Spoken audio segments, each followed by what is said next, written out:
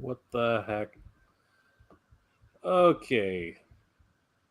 Guys, I don't know what's going on. Hold on. Give me 1 second, guys. Everything just froze. Hold on. Let me. Hey guys, looks like Jay has put me on a little bit too early, but welcome to the Mega J Retro live stream. And I think this is me. I think you can you hear me? Is my mic unmuted? Yeah, let me know in the comment section if you're receiving me nice and clear. Of course, this is myself, Ace from Ramen Toy, as we wait for our host, Jay, to come back. Yes, Okay. there we go. What There we the go. Yeah. heck? Like Yeah. seriously, this completely, honestly. Okay, so I had this awesome introduction done. I was getting all this stuff ready, and as soon as I hit play on that video, boom! Everything crashes. Guys, thank you so much for being here on the stream. My name is Jay, and you know what? I had this whole introduction start. I wanted to do some cool things, but you know what? That's all out the window We'll now. call it on the fly, kid. All right. Call the match on the fly. That's right, exactly. Exactly what happens. Like just like Jesse Body Ventura. You deal with it when you deal with it. That's basically what happens. Yeah. So, guys, welcome to the stream, and I'm just going to go ahead and introduce everybody. My name is Jay, and of course, I want to introduce you guys to my very special guest tonight. First of all, to my right. Is of course a friend of the channel and great provider of awesome 80s toys. We do have Ace from Mom and Toy. Ace, say hi to everybody. Hello, everybody. Welcome to the stream. Glad to be here. And I don't think he needs any introduction. Honestly, he's one of the best YouTubers on YouTube, Canadian born, raised, and of course, a wonderful guy, all in his own, from Kitchener, Ontario. Guys, please welcome Michael Mercy, everybody. Good day. Thanks for the lovely intro. Absolutely. Oh my gosh. So glad that we could get everybody in the same stream tonight. This came together really, really quickly, and I thought this was going to be a lot of fun. So many different things happening in the toy world today. And you know what? It's great to get a perspective from somebody who actually produces toys, and of course, from a lifelong toy collector like Michael himself. If anybody hasn't already checked out both of their channels, please go check out Michael Mercy's channel. He does amazing retro videos on 80s nostalgia, obviously Centurions, and he also does, of course, Masters of the Universe, Transformers, and let's be honest, he does amazing videos on everything, including Brave Star, which is a wonderful cartoon which I love and grew up. Of course, Michael and I, we're right there. We're really in sync in terms of what we love. So definitely go check out Michael Mercy's channel, and Thanks. of course we do now have a wonderful channel of Ramen Toy, which they just posted their first video, and yeah, guys, very exciting. The video that they just posted is super amazing. Guys, please check it out, and if you're tuning in from Ramen Toy, definitely watch that video and then come back and join us, and let's chat a little bit. But guys, first of all, I'm gonna let my guests chat a little bit. So guys, how have you guys been? Let's start with Ace. Ace, how have you been? Things have changed a lot in the last couple of months for you. How's it going? It's going as good as it can be. Do you hear some feedback? A little there bit we of an go. echo. Yeah, so I think Jay is having some issues. Anyway, guys, it's been as good as it can be. I'm still here, in China, processing, while the Chinese New Year is taking its course. And after that, I guess in the next week, we'll be back in business. And I'm excited to be able to check out some adjustments that we've made to the Quicksilver figure, as well as, as you guys have seen, the Monster prototype. So I'm going to be taking some time to look at those things that was previously on, in the processing stage till the Chinese New Year break. And during this Chinese New Year, I had a chance to really relax, unwind, basically just spending the time here in China, going about relaxing. In fact, I'm in a little town now here, and it's nice. It's a little place that has a nice river that's surrounding the little town, and it's very nostalgic. Not exactly 80s, but it's nostalgic, and I got a chance to like switch between hotels every day. I'm like experiencing the place. I'm really enjoying myself. So yeah, that's that. There you go. AJ is back. Yeah, and you're You're muted, I think. Okay, You're there we go. muted, Jay. I muted just because you Okay. guys were saying there was some feedback, so I muted just in case. Yeah. It was me. Okay. So Do you have any earbuds or a headset? unfortunately, no. This is like this mic always works. I don't know why. Of course, we're having technical difficulties today. That seems to be the Okay. main issue right now. What I'll do is, Michael, while you're chatting a little bit, I'm going to go check my. Oh no! Don't go solo screen on me. I'll just chat Okay. with Ace. Absolutely. So, 'Cause, so, of course. So, Michael, how are you? How's you today? How are you doing today? I'm doing good, but I'm really interested to talk to Ace about the whole the origin of ramen toys, how 80s Commanders came about, why. Like of all of the lines, I'm always saying, "Where's Mask?" Also, where are these guys? Oh, Cops. Cops. Yeah. P. Vest. Yeah, Agent Baldwin P. Vest. Yes. But what made you decide on not Centurions to begin with, and then another? I love the obscure lines so much, so it's really cool to see your second project be SilverHawks after Centurions. But why'd you decide on those? Well, so many questions there, Michael. I'll just jump right in. Sure, yeah, go for it. Okay, I'll just jump right in. So, guys, I mean, Michael, great questions, and I'm very much a big sharer myself. I like to share things. So, how Ramen Toy came about is quite simply a geek like myself trying to make the toys that I want and the toys that I love with a bit of a tad of my own creation in it, right? So, I mean, there was no way that we're going to replicate verbatim what the 80s items were, because that is just, first of all, not right. Not that I'm saying that everything is all kosher with the fact that it is 80s Commanders and not Centurions. I mean, the whole fandom should be able to understand that there are certain obstacles that comes in a way of producing these kind of properties and toys that we love. I think that And, the Transformers fans really understand that, because there's been so many years of the great third-party Transformers inspired characters. So that's the same thing. Right. So and there's another point to note is that the third-party makers don't actually appear on live streams and show their faces unless I'm mistaken, right? But I think that the important part of what we're doing is that we want to connect with the fans, because the fans must know that there is a real person behind the whole thing. That is not just some entity trying to churn out some things and get a quick return for profits, right? I mean, make no mistake that passion comes before the money, right? The money is not guaranteed, but the passion is guaranteed. What we're doing is genuine. What we're doing is with our best efforts, and we will keep improving along the way as we learn, because outrunning, even with me, with so many years of experience in China, in the factories, making products since when I was here, like the first Transformers movie, I was involved in the prototyping and development of like simple novelty toys like magnet hits and figure carabiners. Those are really simple stuff, non-articulated, just getting sure that the sculpt is correct. And even that itself runs into problems as simple as an item. So I think what's important to note is that in any item at all, to the uninitiated, it might seem to be something very simple, but the moment you actually go about doing it, you'll find that even the simplest things can have quite complicated problems. But that's that, right? So Ramen Toy came about because I felt that it is now or never. I'm 44 years old. How many more 10 years do I have to keep playing around?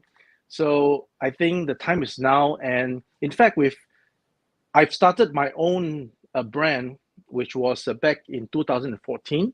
So it's already been almost, 6-7 years since that.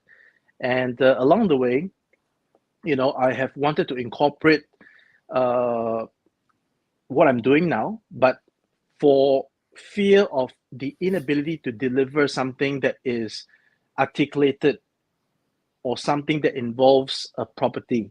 So back in the day, I'm still doing right the aircraft models, but the fact that we need to do it now. So Ramen Toy came about last year, 2021, and it was initially just an idea to put out 80s Commanders without anything else on the horizon. Mm-hmm. It was only with the success of the fans coming to our page. I mean, like 1,000 likes on Facebook within like a month, and now we're at almost like 5,000.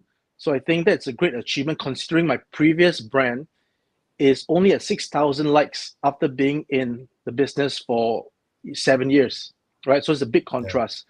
And I think that, with this direction of the 80s nostalgia, we're really getting a much bigger fan base, albeit our production runs are normally in the 1,000 range. Because even though there's a big fan base, it's still a very, very niche. You have to remember that where our stuff is not in the Walmarts, is not in the Targets, it's not getting distribution. As such, the production quantities are not in the tens of thousands. And that's the only reason why our prices are a little bit, over the top, as you might realize.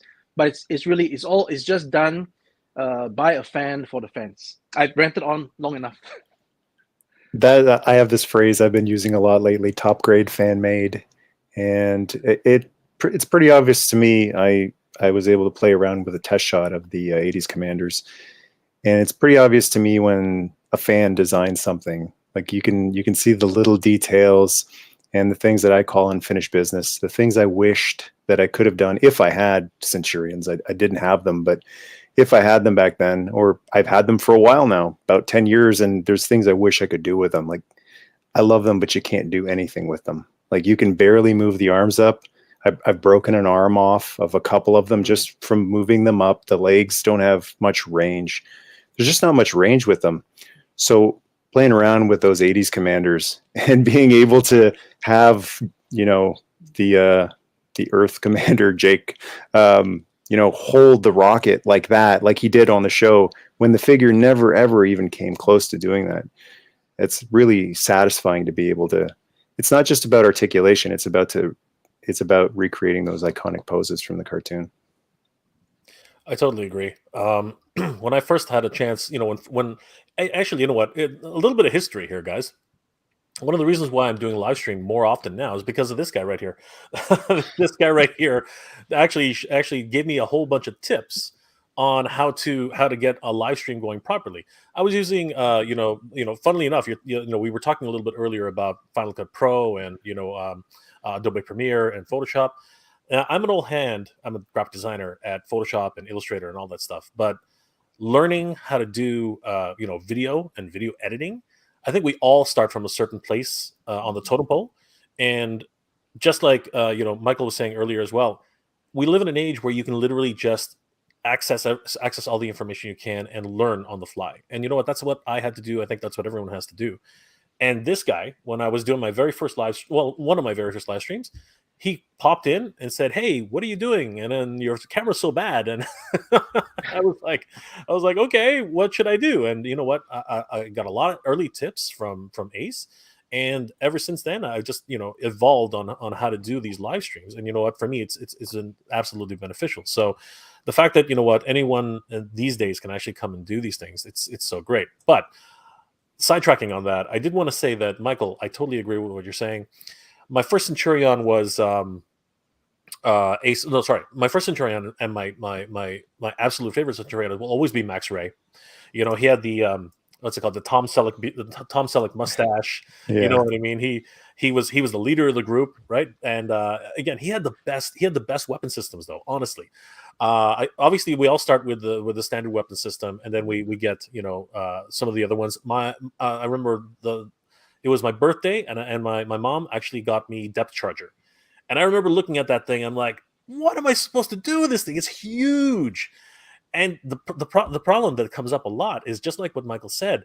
You want to do these iconic poses, right? But honestly, he literally just stands in the arms straight out. yeah, that's it. The best you can do is maybe get him to push the button on the side where the two torpedoes are. That's the best you can do with to kind of emulate that, right? But other than that, he's literally just standing there. And for me, I always take it as a personal challenge to try and get him to stand by himself, holding the whole depth charger without the second legs. I always just lift it up and see if I could actually balance him on just on his own legs. And I got it to do. I was able to do it once. Never again. I always had to use those two additional legs. It was just, again, classic stuff. Loved it. But with these guys, and you know what? This is what we're talking about, right? Seriously. When I first got to play with the test shots, honestly, I was just super impressed with where we were heading, where you were heading with this, Ace. That's what I was really impressed with it. You know, and I remember every step of the way, which is different compared to other crowdsourced projects. You would actually have updates, talking about how the pegs are a little bit loose, and you want the tolerances to be much better, and you were showing all that kind of stuff, and that to me was impressive, because it showed to me that a small boutique company like yourself, similar to the way Super 7 does their stuff, you guys thrive on whether or not the fans are willing to help you. And through feedback from the fans, you were able to get things to a certain degree. And now, we have the results. So, I was very, very impressed with how that whole campaign ran. So, thank you again. They're awesome. Right. If I may touch on a bit on the technicalities of the joints, little known to maybe the collectors is that the reasons why some joints may not be as tight as others is due to the fact that even though we have a tooling, each joint, each part is unique, and each joint, each part has to be fine-tuned by the tool maker. And that's the challenge, because the tool maker is not me. I'm not the guy who is adjusting the tool. If I was the guy adjusting the tool, I would make sure that everything is to the micron, right? Because I have experience when I was in the tertiary education doing mechanical engineering. I was doing the tooling. I was doing lathe machines, milling machines. I know what it is, tolerance. I know the stuff. But when you are engaging a factory, a tool maker to conduct the business of that aspect on your behalf, you have to rely on the best that they can do. You can't. I mean, it's like going to a restaurant. You can't go into the kitchen yourself and then churn up that burger or that pizza, right? You have to rely on. So sometimes, not the best of examples, but sometimes, you get really good tooling. Sometimes you get, not so good tooling, and it all comes with cost, right? The best tool makers are the ones being taken up where they have no time to entertain your business, right? And you have to go and look for those who are able to, even though China is big, again, like I said, it's a very niche craftsmanship. We're not talking about robotics. We're talking about real humans doing the tooling. And these are dependent on the guy who's doing it. And the guy who's doing it is doing it as if it's a tooling and not as if it's an 80s commander. He doesn't know what this thing is going to be used for. So there is a lot of back and forth. Every time when we get something like, okay, this is too loose, tighten it might not be tightened on the second time, or it gets overly too tight. Yeah. So it's something that we need to, go along the way. And there is a important aspect to know is that we can't make it too tight, because once it's too tight, there's no turning back. You can make it loose first and try to tighten, but once it gets tightened, you can't turn back. It's sort of like shaving off the legs of the soldier who has an unbalanced leg, right? You can only add, but you can't just keep shaving. Anyways, I've ranted on long enough again. No, that's a good analogy. No, I like the anecdotes. They're hilarious. What I really liked about the pegs on the 80s Commanders in particular, the pegs can be an issue on the original Centurions toys. They can break off or just get loose because of pop in, pop out, and they just won't stay in anymore. And part of the thing with me with toy collecting is it's not just something that looks good. It's something that feels good. And that doesn't just mean plastic. I mean, some of us can be plastic aficionados and we go, ooh, nice plastic. But it's also about just how things move and how things fit together. I love how the pegs fit in 80s Commanders because I have that experience with the originals, and it's like, oh man, these could be better. The way you have it, they're snug, but they don't ever feel like they're going to break. The plastic is perfect. It's not too floppy. It's not too rigid. It's just right.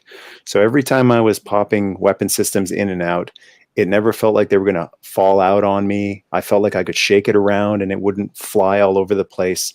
And it never felt like after the 20th time of doing this is going to break. So, that'll be a shame. Like it feels really durable, like a toy is supposed to be as well. Right. Well, on that subject, if I may, we did get some feedback about how the toy doesn't feel quality. Some people saying that it's a low quality plastic, but I have to be honest now and say that the plastic is exactly the same as any plastic used by the top brands. It's called PVC and it's called ABS. These two plastics don't change, and they're the same in the industry. Yeah. The only reason why people might have a difference of opinion, it might be a feeling thing, because when they hold another figure that's really solid, like not hollow, then they feel that, oh, maybe it's better quality per se.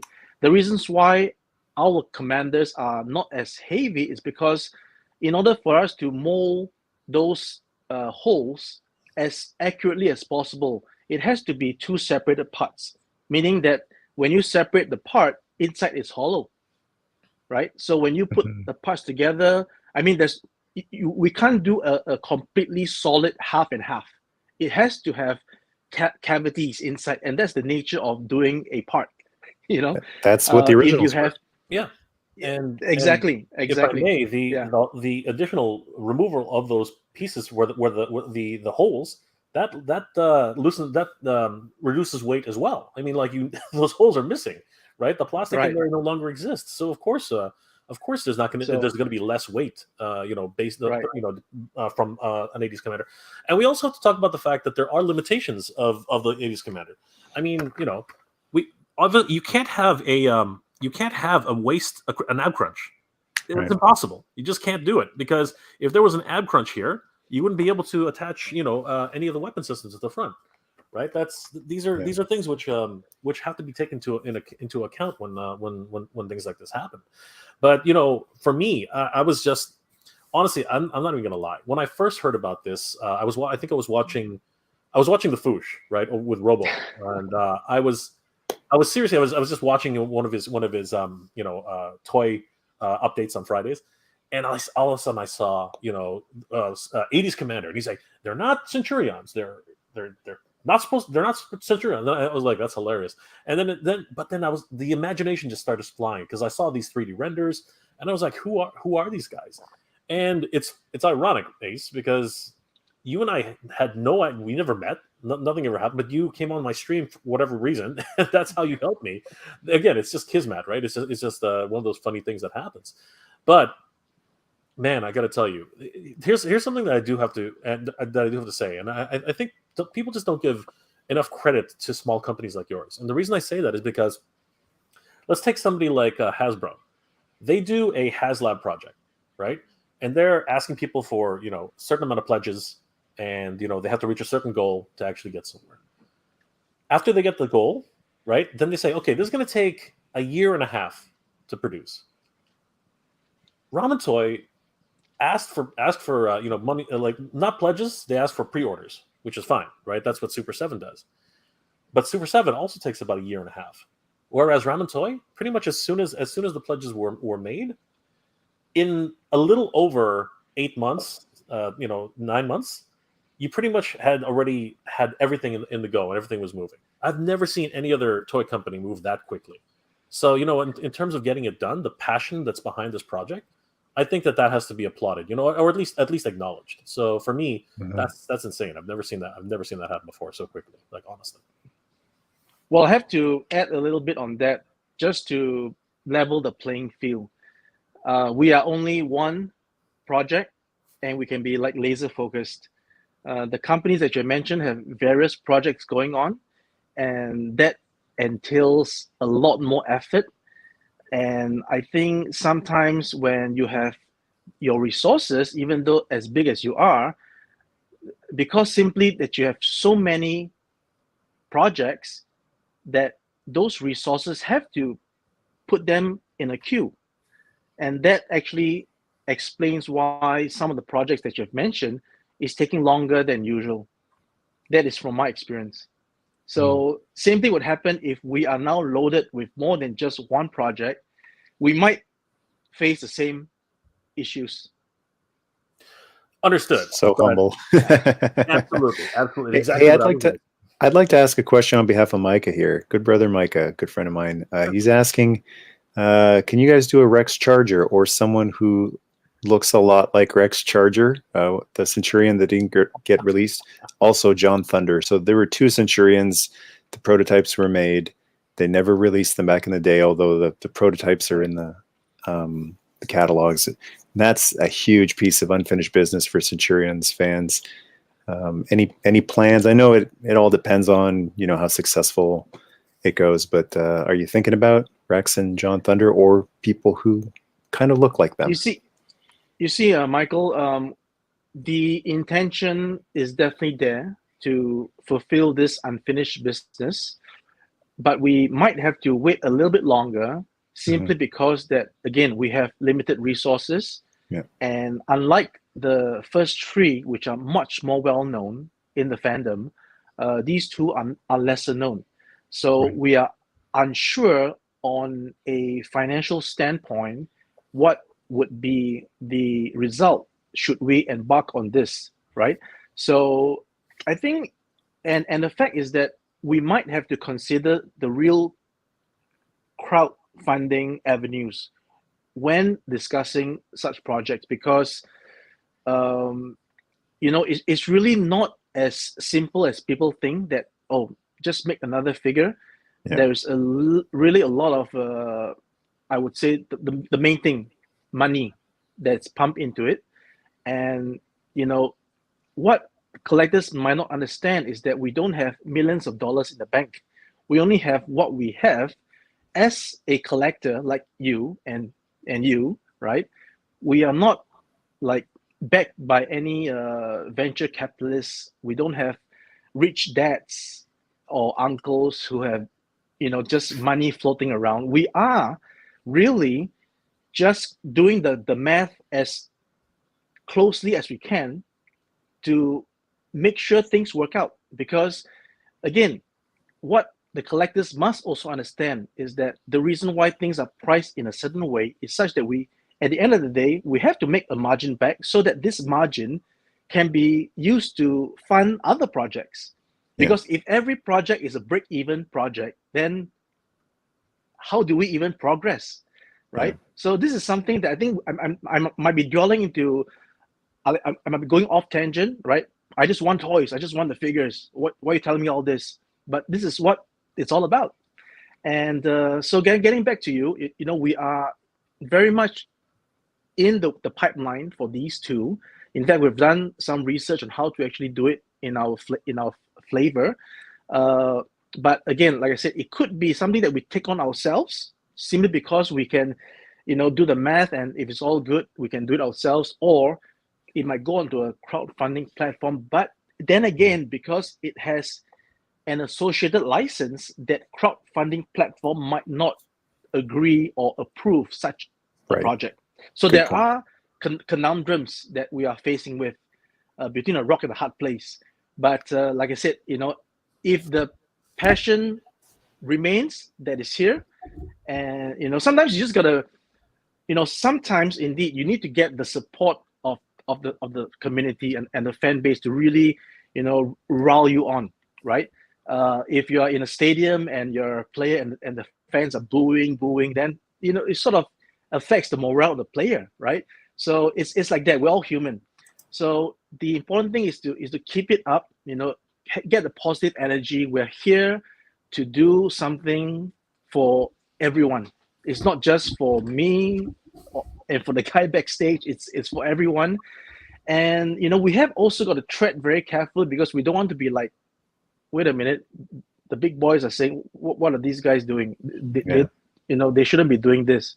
So we just want to make sure that we are, as much as possible. Like I said, I would love to do everything legit and stuff, but there are constraints that I've mentioned to you, Michael, backstage before we went on air, and we could talk about that, later on or something. But indeed, these are the constraints. Back to John Thunder and Rex Charger, we have them in the pipeline to answer your question, but it might take a little bit more time. Would Rex glow in the dark? There are such things called the glow-in-the-dark materials. Yeah. See, what I'm thinking is everyone has their dream version of the figure, but they also have their dream price. And when I first started getting third-party Transformers, that's when I learned how this works. So I had been getting Transformers at the store for a decent price. And then when the very first third-party Transformers, I think it was the company that morphed into Fans Toys, and the price on them was like, whoa, why is it so much more? And I realized because it's a smaller company, less resources, smaller run. Hey, do you want it? You're going to pay for it. That's just how it works with these specialty smaller lines. So that's what taught me that, if you want your dream figure and a fan is going to make it for you, it's going to cost a lot more than it would at Walmart.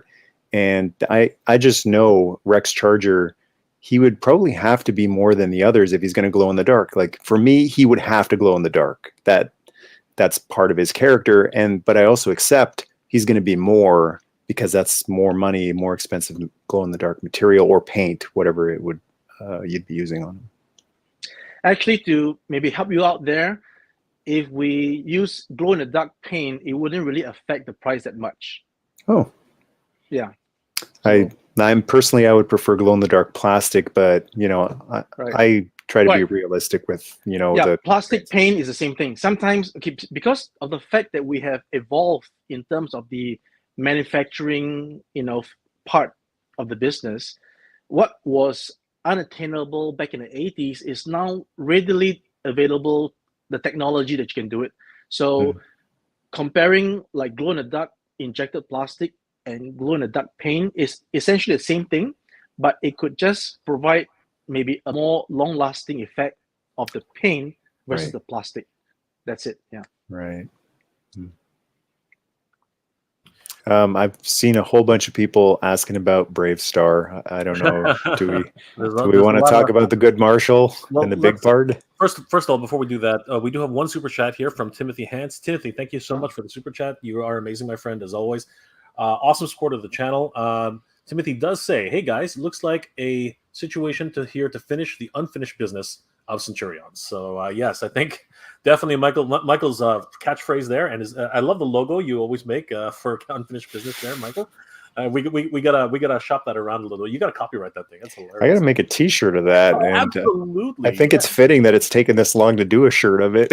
I do think so. I think that's absolutely what we should be doing. 100%. The shirt is unfinished business. 100%. I'm gonna have to ban this person. Hold on for a second. Sorry, guys. Mask. A lot of people are talking about Mask too. And I was chatting a little bit with Ace before we went on, and Ace is a fan of all of the old lines. You know not what? Just Centurions, but First of all, Timothy, thank you again for that. I think we can say that this definitely is unfinished business, and Ramen Toy is trying their best to do that. What are your comments on that, though, Ace? Just before we start talking about new business other than unfinished business. Which one? Talk about what? Oh, so the idea of continuing the Centurions line. Like, are you looking? Oh yeah, we are. Weapon systems. We are definitely continuing. Yeah, we're definitely continuing. Yeah. After all, we and I don't want to. Unfortunately, I can't do it right now. I don't want to risk crashing the stream again.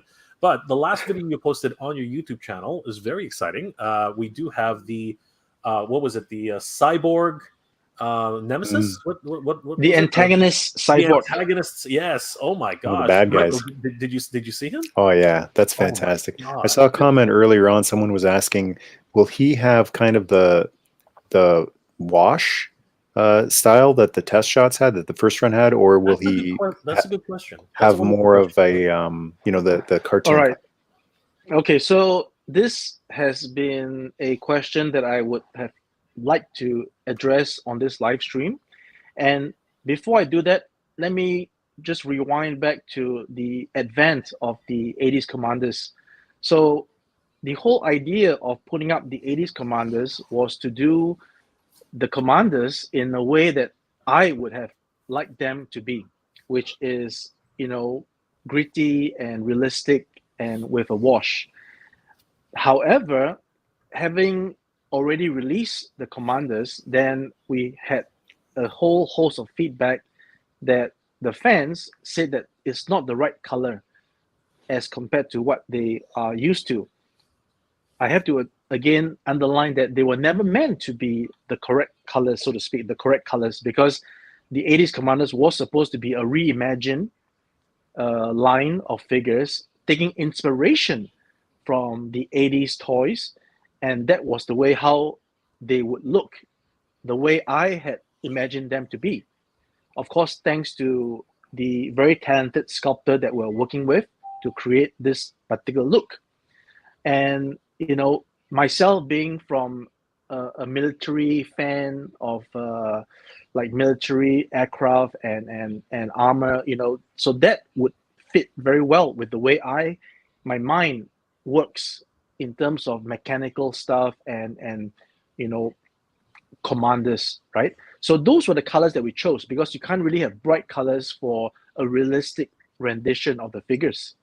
Now, having done the first line and having received those comments, then we had a bit of like a light bulb that, okay, it seems like there is a demand for the correct colors, which is why we went ahead to do the correct colors just for you guys. If it were me, I would not have done those colors at all, because as I've said, these commanders were meant to be as realistic as they can be, but keeping the aesthetics that you can recognize them and relate to them as what you love back in the 80s. We don't want to design them too overly different, such that it looks like something else instead of something that we love. So we kept that, that balance, but importantly, the colors had to be initially real life, military and stuff. Now, since the demand, and we have shown, right, that we are listening to you and giving you the right colors, going forward, the reason how these new characters would obviously be catered to what the masses wants. Mm-hmm. And the masses would want the right color. Now, if what I'm calculating is correct, the demand for the weathering would be lesser than the non-weathered. So just like how, if I may draw a comparison example from the Aoshima Airwolf back in the middle 2000, they released a weathered and non-weathered version at the same time, so that distributors can collect the orders and they can make to order. So we'll do it this way, whereby we will release the character, as you had mentioned, the one in the video, and the antagonist cyborg, and we will offer both the weathered and unweathered version for you to place your orders. But there wouldn't be a difference of color per se, because we want to do one run. We don't want to do 2 runs of 2 colors. Again, let me bring it back again. The only reason why the original commanders are that color compared to the new colors, because the new colors are done for you guys. You guys wanted the new colors, right? And going forward, because you guys want the new colors and the animation accurate colors, we're going to go with that, right? There wouldn't be a dumbed down or dull coloration for these characters, just so that they can fit with the original tree. If you're hearing me right, but there will be, a wash and unwashed version on the same color, so that those who want to at least match the wash with the originals can have the chance to do so, and that would be the best case scenario. Okay, and on that note, and I know that you've never shied away from this, so we might as well just get this out of the way. There's been a lot of talk, since we're all just talking right now, but there's been a lot Yeah. of talk about how, and we might as well address it, right? So there's been a lot of talk about how, these versions, right? These versions, and it actually says it right here. It says, where's it? Stop it. That little sticker says that this is the, what does it actually say? It says Early this is bird. the early bird Yeah. offer. These ones come with Yeah. the, what's it called? The poster, right? The actual backdrop. But at the same time, I think a lot of people have been questioning, right? And then, that these ones were not supposed to be reproduced. And I think what a lot of people are misunderstanding is that the ones with the wash, the ones with the actual these particular faces as well, right? I think Yeah. that these were the ones which were never going to be reissued, right? Exactly. And the Exactly. ones that are being issued now are actually the cartoon versions, which have been, asked by so many different people who wanted, the cartoon versions. So that's actually now what you're giving the people. You're actually giving people what they actually wanted, which was the cartoon versions. Can you just make a small comment on that, Ace? Yeah, exactly. We want to make sure that all our productions are always a one-time limited production, and that's it. We won't do a reissue unless something so calamitous comes along and say, oh, we have to do this otherwise, right? So everything is done in a one-time production, limited production. It will never be rerun. And the fact is that those faces, those colors with that weathering will never be done again. Exactly. Yeah. One and done.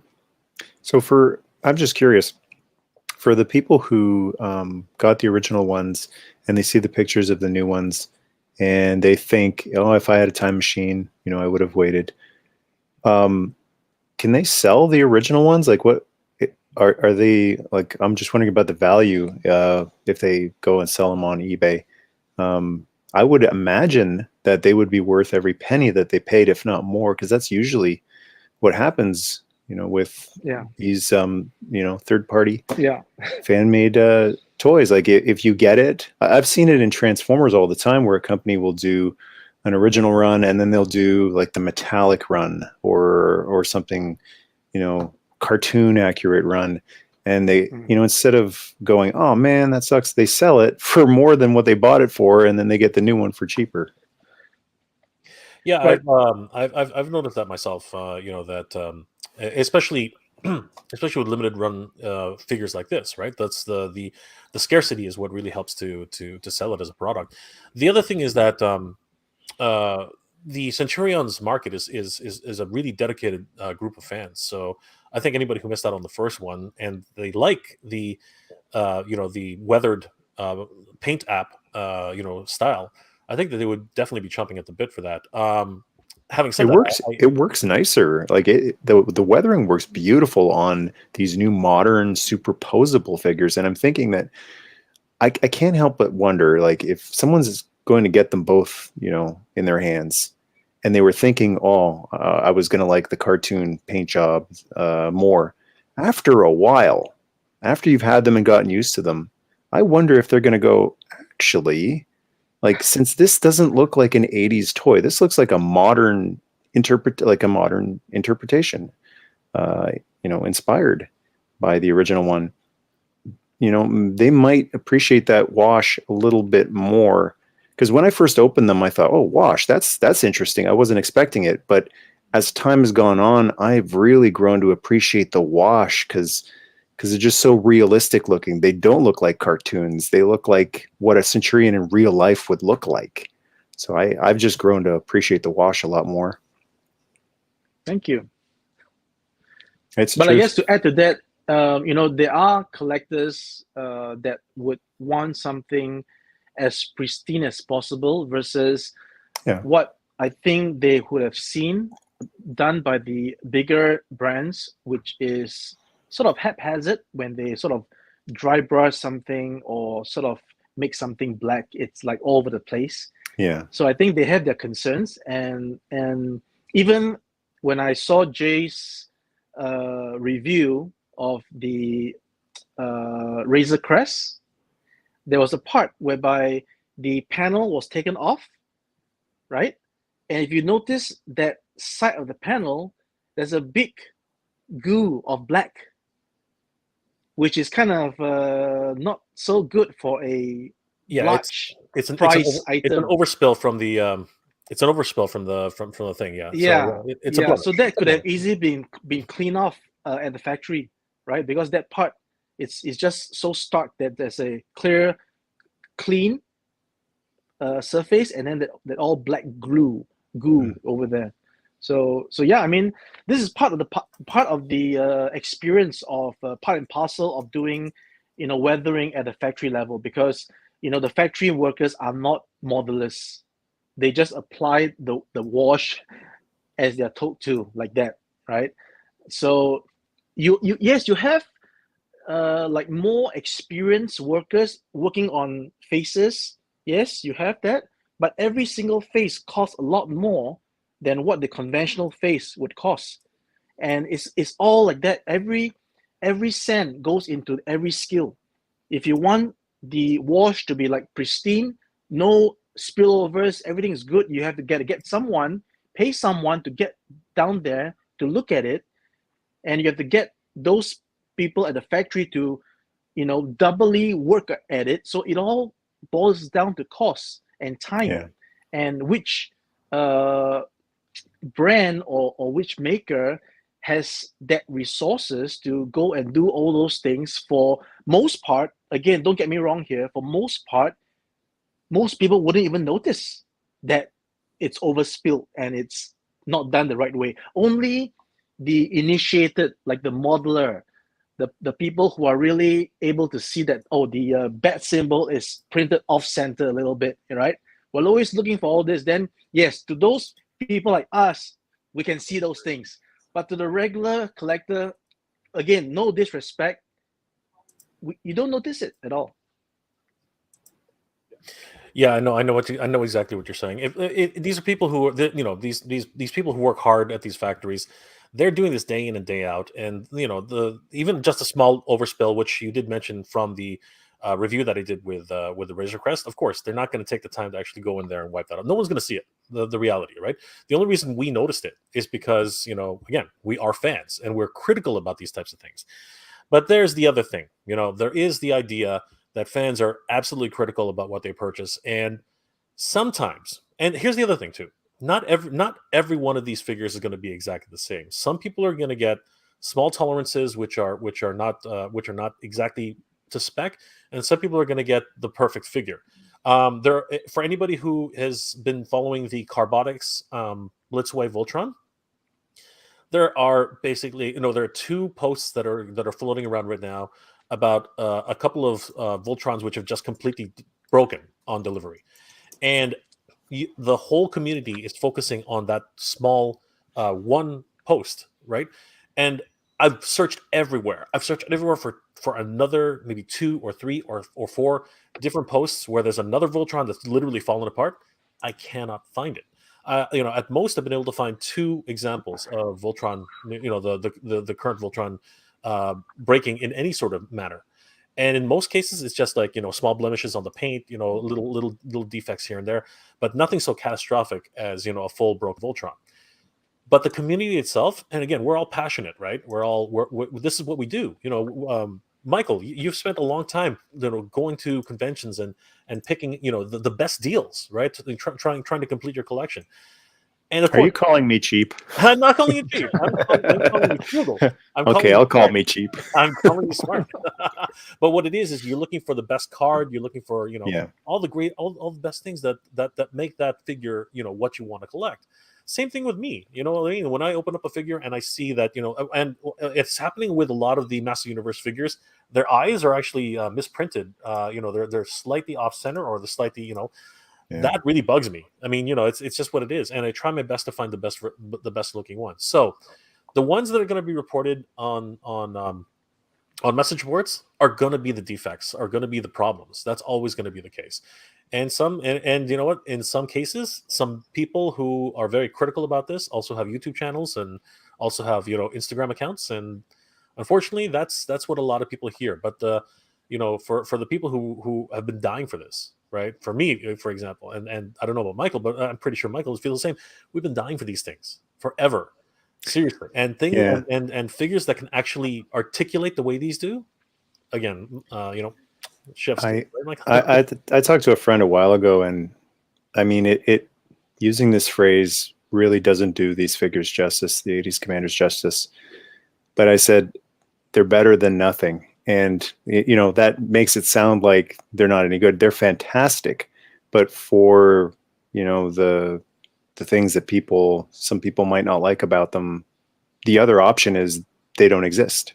What if they didn't exist? So would you rather have this or nothing? And we didn't just get some Centurion. It's like we didn't just get a reaction Centurion figure. We got this superposable, great, joints, awesome detail in the figure as well as the weapon system. It's fantastic. So, different strokes for different folks. If some people aren't into it, then go buy something else. But as a big Centurions fan, I was really, really impressed with them. For me, what really brought it home to, and I understand people's, the way people have reacted. I understand that. I get it. But literally, as soon as the first set of 80s Commanders were brought out, a company like Ramen Toy, who, again, this will probably own, and I don't know if you guys agree with me. This is just my opinion. But any other company out there would pretty much, have a mold and, reprint it, 2-3 times, down a year down the line, whatever. But in this case, a company has actually come. They've said everyone is being a little critical about the faces. Everyone wants a different color.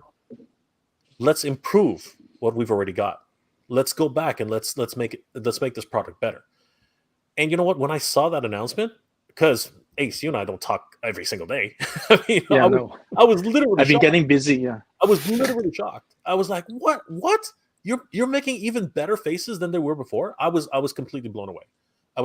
And then to find out that a mutual friend of ours, was actually involved and helped with the.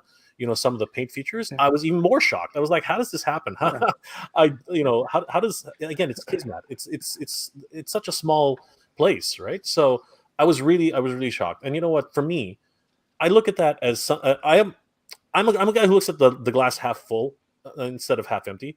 I look at it as an opportunity. I look at that as like, wow, here's another set of figures that I can collect, and have 2 sets of Centurions on my 80s Commanders on my shelf, right? But I understand where people are coming from. Some people are just saying, "Oh, it's too soon," right? You could have waited a little longer. But we don't know what's going on. We don't know what's going on behind the scenes. We don't know what happens, and sometimes passion takes over, right?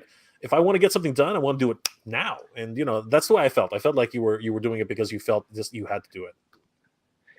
Well, if I can touch on that, Jay, and not to sound morbid, but for me, it's a simple realization that you can't guarantee when is tomorrow, right? There used to be a bit of a story that I heard where the guy is at a petrol station and he has a sign. There's a sign at the petrol station that says that today water is free, tomorrow petrol is free. So the guy saw the sign, okay, I'm going to come back tomorrow and get petrol. And when it comes back tomorrow, the guy at the petrol station looked at the sign again. Today, water is free. Tomorrow, petrol is free. So tomorrow actually never comes. And for me, I don't know what tomorrow holds, and would I be here tomorrow, right? So why not do it now, what I want to do, before it's too late? So that's the rationale in terms of our development. We want to do it now. We want to get things done now, as soon as possible. We are already working on, we're really pulling our resources to work on the projects for this year, as well as for next year. We've already planned them, right? So, I'm not trying to put too many things on our plate, which was one of the comments that we received, right? They said that, don't try to do too much things and spread yourself out too thinly. Mm-hmm. Focus on finishing all the 80s Commanders first. But I think that is not the right way, because that might show that we're like a one-trick pony doing only 80s Commanders all the way. We have to allocate resources to start developing and start amassing the other community doesn't mean that the 80s commanders buyers will definitely buy Quicksilver and vice versa, right? So we have to start amassing the people and start gathering data on what works and what doesn't work. And along the way, we'll still keep producing 80s commanders as we have envisioned them and trying to complete as much as possible what this line should look like when it's completed. Yeah. Very well said. I've really enjoyed that story too. Absolutely. And I think it is important. Tomorrow isn't guaranteed. We hear that all the time. Like all the wise men say that tomorrow is never promised. But maybe we should all just kind of try to dwell on that a little bit more and put the phone down for a second after the live stream, of course. Turn the TV off and just sit there for maybe 5 minutes and wonder, what if tomorrow never came for you or for one of your loved ones? What if it never came? Enjoy what you got. You know, the 80s commanders that have been released are fantastic. Enjoy those. Don't worry too much about the ones that are to come. If they come, awesome. Enjoy them. Take a moment to sit down and enjoy them when they come, instead of always looking into the future and just always craving instead of savoring. Absolutely, and I think that with the situation around the world that's happening right now, shipping concerns and just scarcity of material goods, I think we all have to look into that and just say, hey, you know what? I got this in less than a year. Any other company out there would take a year and even blame the situation around the world for what's happening, right? Instead, we got companies like Ramen Toy that basically went the extra mile and got it to everybody on time and fulfilled their promises, where other companies would just make excuses like, oh yeah, this happened, and this happened. So we do have to look at in my opinion, I think we should all try to look at the glass half full rather than half empty. So I'm trying to be fair, and I'm trying to cycle through some questions just so people can acknowledge that they've been that I'm not ignoring them. The reality is that a format like this is always difficult to really highlight people's questions. So, but I did want to actually bring this one up. This one's actually an interesting idea. Road Pig John says, "Hey Jay, ask Ace if he can make a poll with several 80s properties, so he knows which ones of them is more popular, and he can get the backing of the majority." That's an interesting idea. Transformers wins. I know. Well. On that note, again, I always give honest answers from the heart, and I'm not looking at a poll to see what is popular and then do that, because I need to make sure that I am able to do it. The passion must come from me. I must be able to understand it and do it, versus giving me something that I've totally not. For example, cops. You showed me cops just now. We never had cops in Singapore. So I wouldn't understand cops. I wouldn't have the feel for cops, and I wouldn't make a good cop. Yeah. If you know what I'm saying. So it's I mean, I understand if it's like, oh shucks, but that's where I have to do something that I can really put that heart and soul into, versus okay, let's give me the next thing. All right, let's do it. Let's do this. Let's just do some research and let's get out of the door. No, that's not Ramen Toy, right? It has to be first a passion project. So what then, and I totally relate to that, because some of the videos that I've done that people enjoy are the ones I'm passionate about. And then I get requests for, can you do this Starcom thing? And I go, I know nothing about I can't do like a big passionate 20-minute Starcom video. I'll do a history of it for sure, but it's just like on a particular one, I have no nostalgia or love. So it'll be more informational than, personal. But on that note, Ace, what would your list then be of properties you're passionate about that you would be willing to put on a poll for people to vote on? I'm also very interested. What are you thinking about right now? Okay. So I'm definitely a fan of the look of Marshall Bravestar. Okay. Again, I'm not the kind of guy who is in depth into the whole animation and cartoon. For example, I've never watched He-Man, right? I only bought the toys, and I've not watched Mask all the way. I've a few episodes here and there, But as a kid growing up in Singapore, there is a school.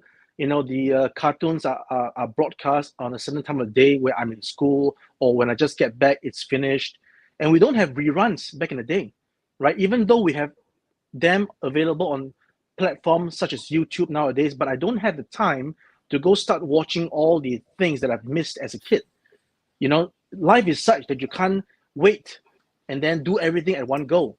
If you read a book, you should read it day by day versus keeping a whole stack of books and then let's finish them all at one go. It doesn't work that way. So I can confess that I'm not as into a property as many of you guys are, but I am passionate about certain outlooks and certain properties because I'm able to relate to them, as I said before. So Marshall, Brave Star, and 3030 is something that I can relate to. I'm definitely relatable to Visionaries. I am, as mentioned, quite relatable to Starcom, and we're doing SilverHawks now, and I think those are, and of course, Mobile Armored Strike Command. So if for those who are in the stream, you guys are giving a treat because the pictures that I've released earlier, the two blurred pictures, is associated with what I just mentioned. So that is the big reveal for those who can connect the dots, right? But there'll be definitely more information to come in the coming months for sure. We'd like to, this is the thing, right? I'm sidetracking a little bit, but this is the thing. I think the way most companies would do it is that the reason why things are kept confidential is because they don't want any competition and they don't want any leaks. And if I may, I'm not comparing myself with Apple, but if I may, so for example, Apple comes up in a show, and was it the event, and then they said that the new iPhone is available next week, but obviously they didn't develop it like 2 weeks ago, right? It was a whole time of development, and then they reveal it, and then customers want it now. So getting back to this toy thing, brands and companies want to keep everything tight-lit so that when they release a prototype image, most likely they're already tooling it versus showing the prototype. But on our case, we're different. We actually show you real-time development of what we're doing. So if I don't have something in hand, I won't show it to you. If I have something in hand, you'll be the first to know, versus me having something in hand, keeping it, and then waiting until things are done, and then so I'm a bit of an impatient person, as you might already realize by now. So we are very keen to share. We just can't wait. The moment I got the pictures of the antagonist cyborg from our sculptor, I put together a quick video, and that's how fast I run. Yeah. I will say, just going through some of these comments, there are a lot of people here asking about John Thunder and the other two Centurions. So, if I may, Ace, I think you should actually do a poll and just see whether or not people actually are really interested, at least in those two figures, because I think pardon me. I think Michael's suggestion of whether or not glow in the dark. I think there are a heck of a lot of people just listening to the Super 7 talk. There are a lot of people who are into glow in the dark figures, and I think that actually might be another one which is a home run for you guys. I think that's possible for sure. To add to that, if we were to do those two characters, one of them definitely requires a new tool body. If we're to be keeping to some nostalgia, so that would mean that particular new tool body will probably only get like a run. Yeah. So that is something that we need to really calculate. So I would say, let us concentrate on getting this SilverHawks license under wraps first. And then with the revenue that is generated from that, we could probably allocate the funds to do these two characters later on, versus trying to cram them in now. And then, like I said, making ourselves look like a one-trick pony. Yeah. I want to just mention Inhumanoids as it's come up in the chat a whole bunch of times. Do you know anything about No, Inhumanoids? we don't have that. We don't have that in Singapore. Okay. So Yeah, it's crazy. I mean, I've seen it. I've seen it in the like toys and stuff, but I've not personally related to it. It's But amazing. it doesn't. Again, yeah. So I am keen to explore. Like I said, once we are done with my unfinished business, then I'm open to exploring what else I could help to take on, and make it a reality. But that is definitely something that is in the distant future. I wanted to ask you also about the relationship between Ramen Toys SilverHawks and Super 7 SilverHawks. Are they roughly the same height? Are yours going to be just a little bit bigger, kind of? Well,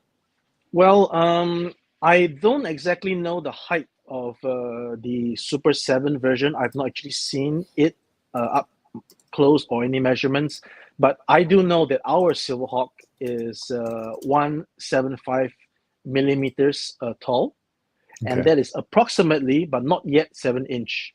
Not to be confused as to why we're doing 7-inch, but it's because Quicksilver is a taller being, in my opinion, right? The way I see it, he's not like a normal human being. He's a bit more imposing. Cyborg, and like RoboCop, right? Yeah, when Murphy became RoboCop, he grew a little bit. I just went on Big Bad Toy Store's site and looked up Super 7's Quicksilver. It says it's a 7-inch, 17.78 centimeters. So it sounds like they're going to be pretty similar. Okay. I'm just wondering if Super 7 ever does a Mirage, if the Ramen SilverHawks will be able to fit in it. Oh my God, the Thunder Tank is oh geez, I can only imagine how much that would cost. That's crazy. So speaking of this, I mean, this is an open forum, so we're like exchanging ideas. I am keen on making a Mirage, but it wouldn't be of that scale, because I have to also take into consideration people's budget, right? As we all know, we are still living in a difficult time of this pandemic, and we are fortunate enough to be enjoying toys and this kind of stuff, which is not essentials. People are out of jobs. People are really struggling. Yeah. So with the passion, we will do what we can to get those money to buy what we love, and that means a lot of sacrifice. Now, if I'm able to bring joy to the person with something that is not as gigantic and not as imposing and not as pricey, something that they can relate to and something that they want, that is what I would be happy as well. So speaking of the Mirage, I am entertaining the idea of doing like a 1:48 scale version. So the figure will be probably like this big, right? And of course, the figure will not be articulated in that kind of way. Maybe like minimal articulation, and then the whole gist of it is actually the Mirage versus the figures. The figures are just to be placed in the capsules, the compartments, and as a fan has suggested, if you're listening, to do it the Caliber Wing style of detail, adding some die cast, put that Mirage so that it's around like this size, right? Maybe a foot more, a foot long, or a bit more than that.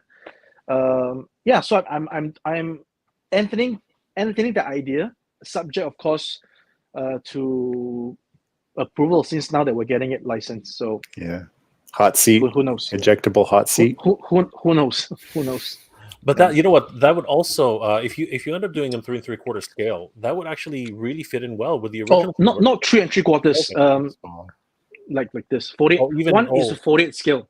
Oh, okay. 1 is to 48. Yeah. Got you. So just slightly lower, just slightly smaller than 3 inches then. Like not even. I would say about 2 inch. 2 inches. Okay. Yeah, but that's would you be entertaining the idea of getting all the SilverHawks as a set with the Mirage? Is that how it becomes? Would it be exactly. Exactly. So the Mirage would come with the 5 characters. That's interesting. That you can place in the seat, without the wings, obviously, and then you can move the hands up and put the wings on again. That's just the initial concept. Yeah. All right. They're not sunglasses. I was about to They're say.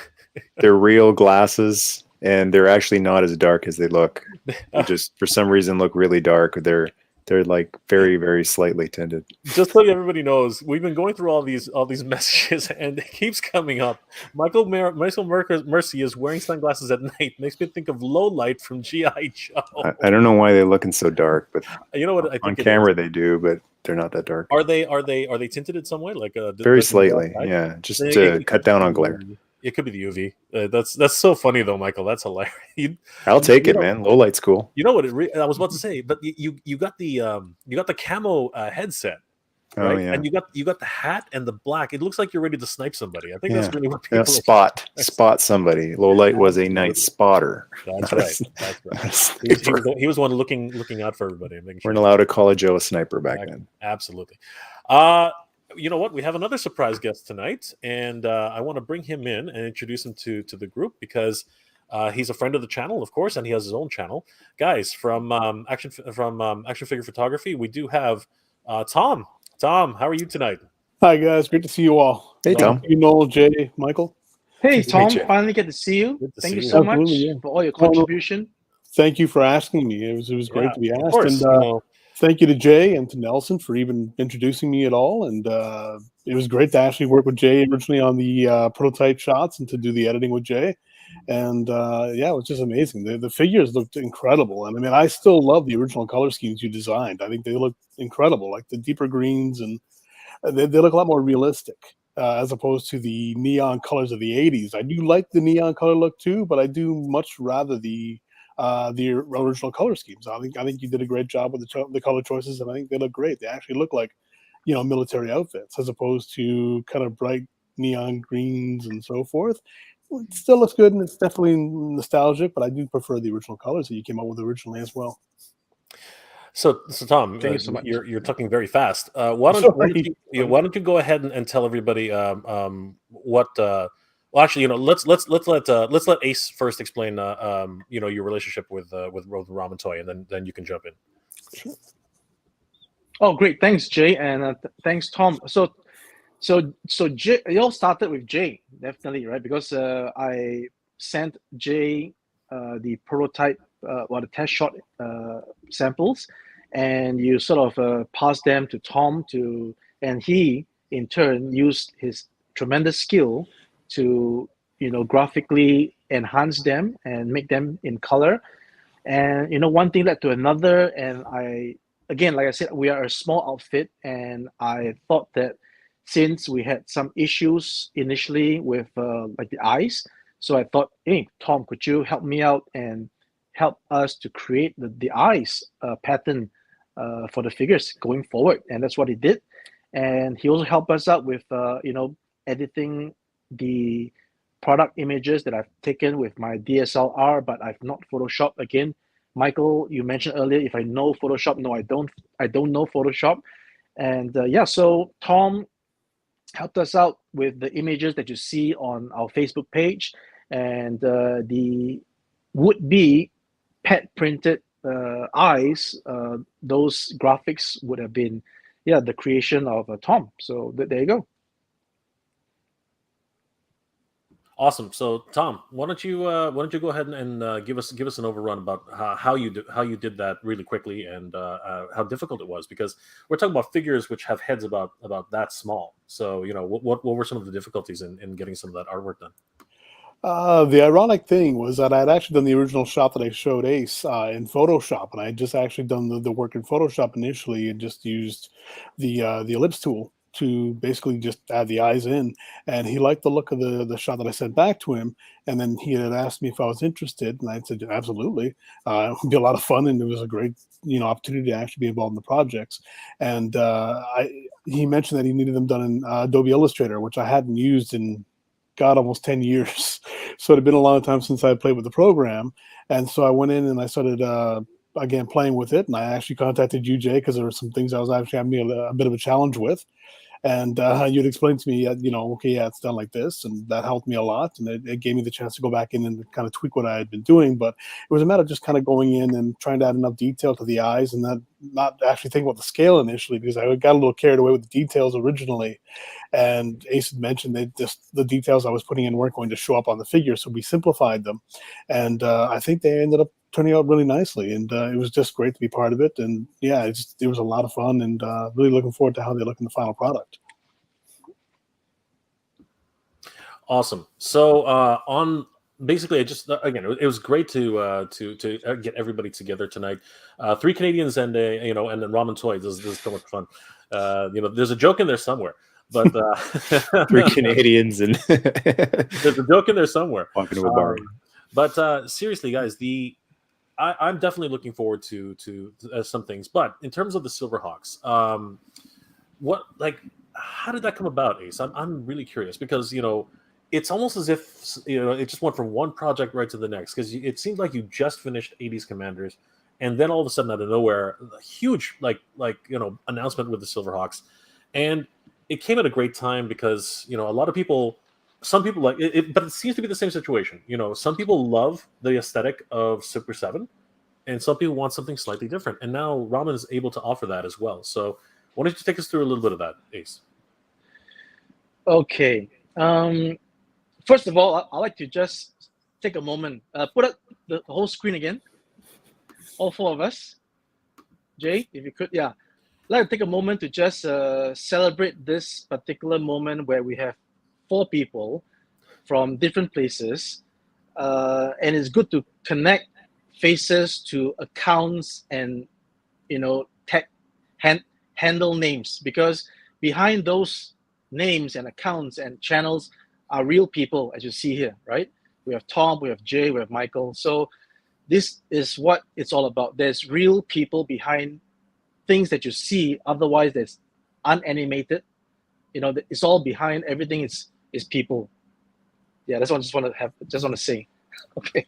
Thanks. All right. So getting back to the Super 7 SilverHawk thing, I can't speak for Super 7, but definitely for myself, when we did 80s Commanders, we already had Quicksilver done, as in the concept, right? So we, in fact, have released those teaser images of Quicksilver's belt, if you recall, back in the day, and it's still available in our Facebook page. You can go check it out. So, we were already showing back then. This was, I would think, in the middle of 2021, that we're not going to be a one-trick pony, and that we're trying to maybe lead people on the biscuit trail, the breadcrumbs, that we're going to be doing more 80s stuff. And indeed, till the advent of Super 7 announcing SilverHawks, no one has touched the property, right? And, having, again, been doing all these 80s nostalgia stuff, for me and my team, SilverHawks was the next in line after Commanders. And we had initially wanted to do it the same way as a third-party format. But along the way, we got a message from Super 7 to say, hey, why don't you license it and do it the right way, which we did. And one thing led to another, and now we are able to, have this SilverHawk different version, slightly at a different price point, because the last thing you want, or I would think if I was Super 7, the last thing I want is to have a similar product that's competing with my product. And that is something that we actually don't really want, in order to keep the whole thing kosher and cordial, right? I'm not in any way trying to compete with what Super 7 has announced in the pipeline. I was, again, only trying to recreate what I thought Quicksilver would look like in a more modernized and realistic look. And that was the only thing, right? We had a concept. We drew inspiration from, I I will be able to say his name, Mr. Luke Watford. He is a great sculptor, and from that we developed his rendition of Quicksilver onto our initial sculpt. Right, we actually improved it because the moment we were able to actually license it was the moment that I thought to myself, hey, let's further improve it, with the fact that we didn't do too well with the faces, head sculpts of the commanders to begin with, right? So immediately I was in Kaizen mode, right? Kaizen is about constantly improving. So the next thing was straight away, let's put in a bit more money, let's get it sculpted right, and that's how it happened.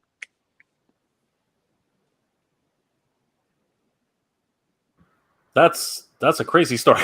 It's a true story. It's a true story. Yeah, I can only believe it. I mean, like, as I said, Yeah. you just finished the pre-orders on Aegis Commanders, and quite literally, like, not even 2 or 3 weeks later, like, something happened, and then I think 2 months later, you literally teased out a couple of pictures, and everyone was like, "What's going on?" Like, it was a shock. It was a complete shock. But you know what? This is the goal, right? This is the goal. Everyone wants to do a legitimate, version, right? And this will definitely, test ramen in terms of what's possible. But I think a lot of people are looking forward to this as well, because the overall aesthetic, in my opinion, because I do love the cartoon versions of the SilverHawks that Super 7 are coming out. I'm definitely all in on that. But not everyone is looking for that. Some people are looking for more modern takes, right? Some people are looking for more modern takes on action figures, and or just a metallic look. Exactly. There was a lot of people who saw the cartoon paint jobs, and I get it. I instantly got it. When I saw them, I went, "Oh, cartoon decos," because they can't do they could do vac metal, but that stuff is gonna fleck right off. With all of the. Can I? Yep. Can I just cut in on this one? Okay, so Michael brought up this point. I'd like to just use my industrial knowledge to sort of enlighten collectors on this. Okay, so first of all, in my opinion, I would have done the coloration that Super 7 has done if it was supposed to look animation accurate. We have all these talk about how the 80s Commanders doesn't look like the cartoon. And yet when Super 7 is doing it to look like the cartoon, there's complaints that it doesn't look like the toy. So, where do we go from there, right? Yeah. So I think, first of all, kudos to Super 7 for making it cartoon accurate, if that was initially what they wanted to do, which I think it is. But again, if you are following the live streams that Brian has done over the past 36 hours, he has explained that they are also looking at now revising the colors to look more metallic based on customer feedback. Again, don't quote me on that. I'm not too sure if that's a final direction or if there's a different version, but at least from what I'm hearing, Super 7 is potentially looking at what Michael has just mentioned, metallic colors for their line of Hawks. Now, on vac metal, the fact of the matter is that anything that's vac metallized, first of all, the reason why it's more expensive is because there's a lot of wastage. Not every vac metal part is going to be perfect from the process. There's going to be, because of conditions of the part, of the surrounding that is being done in, it's just the way it is, right? Is for example, can you guarantee me that when you make a sunshine egg, that every sunshine egg that you make is going to be perfect? All right. If you're going to be serving perfect sunshine eggs at your diner, you're going to be wasting a lot of eggs, right? So same thing for the vac metal. There's going to be a lot of wastage for them to pick the ones that is usable. That's number one. Number two, any vac metal that you put your hands to try to articulate and play with over a short period of time, it will rub off. Let me give you an example. Look at your nice vac metal iPhone or Android phone case, the one that shows that was VAC metallized, is it still VAC metal now, or has all the VAC metal dropped off? So these are the considerations. We're going to be getting the customer to pay this high amount of price for something that they can't touch, or if they touch it, they're going to come back possibly with a complaint that, hey, your expensive figure is deteriorating in my hands. It's a very, very difficult decision. Yeah. So, if you want to do something VAC metal, it's not impossible, but you have got to know the consequences, i.e., possibly a very high price point in terms of the retail sale, and then possibly that you can't touch it, or it might deteriorate in time because of, again, even if you don't touch it, in your surroundings, if it's humid, if it's it will affect. For example, why does your toy yellow? Some toys in the same production in the 80s are still pristine, while some, even if I don't touch them, I put them in my display, it yellows. We don't know, because sometimes you may have a spotlight in your showcase, you might have a surrounding humidity, and all these things are just things that happens to our collection that, it's all bad luck, is what I can conclude. Yeah. I was really excited to see the Quicksilver from Ramen. I was surprised because I just expected 80s Commanders figures and weapon systems from you going forward. And then when that popped up, I thought, well, that's perfect timing, because there are some fans out there who, SilverHawks fans are very happy that Super 7 is bringing that back, but they see the cartoon accurate deco and they go, oh, we wanted VAC metal, or at least metallic. So when the Ramen Quicksilver popped up with a metallic paint job, my dream SilverHawks are going to be VAC metal, but I completely understand the limitations of that. And I also wonder, how would that even look? Like, the joints especially are going to really wear that out. But I think a really good compromise, if you can't get VAC metal, is the metallic finish that you're going with on Quicksilver, which, do you know how durable that's going to be? It's as durable as the toys currently in the market. If I may bring an example, if you have a Masco Iron Man, and the kind of way it looks, that's the way it is. Oh, that's good. Excellent. Yeah. And Jay's back, yeah. Yeah, when I saw the original Super 7 figures that were being announced, I thought they looked great. And I thought, okay, it's great to see that line coming back out. And then when I saw Ace's prototypes start to show up, I was just blown away by how incredible it looked. I loved those really sharp details and the more realistic take. And I thought it looked incredible. The colors didn't bother me on the Super 7. I thought it was totally fine. I got what they were going for, and the cartoon look and everything, that was completely fine with me. I didn't see any issue with that at all. But I do appreciate the silver, because, they are meant to be SilverHawks. And they did look a lot better in the silver tone. But for me, it was more just the actual amount of detail in the sculpt. It just looked incredible, and all the actual great, lines and everything, and just the actual mask and the face sculpt blew me away. And that's why when I saw the prototype turn up, I just kind of grabbed the image and started playing with it, trying to colorize it to see what it would look like. And I thought it looked incredible. I was just really blown away by it. And the 80s Commanders to me just looked incredible.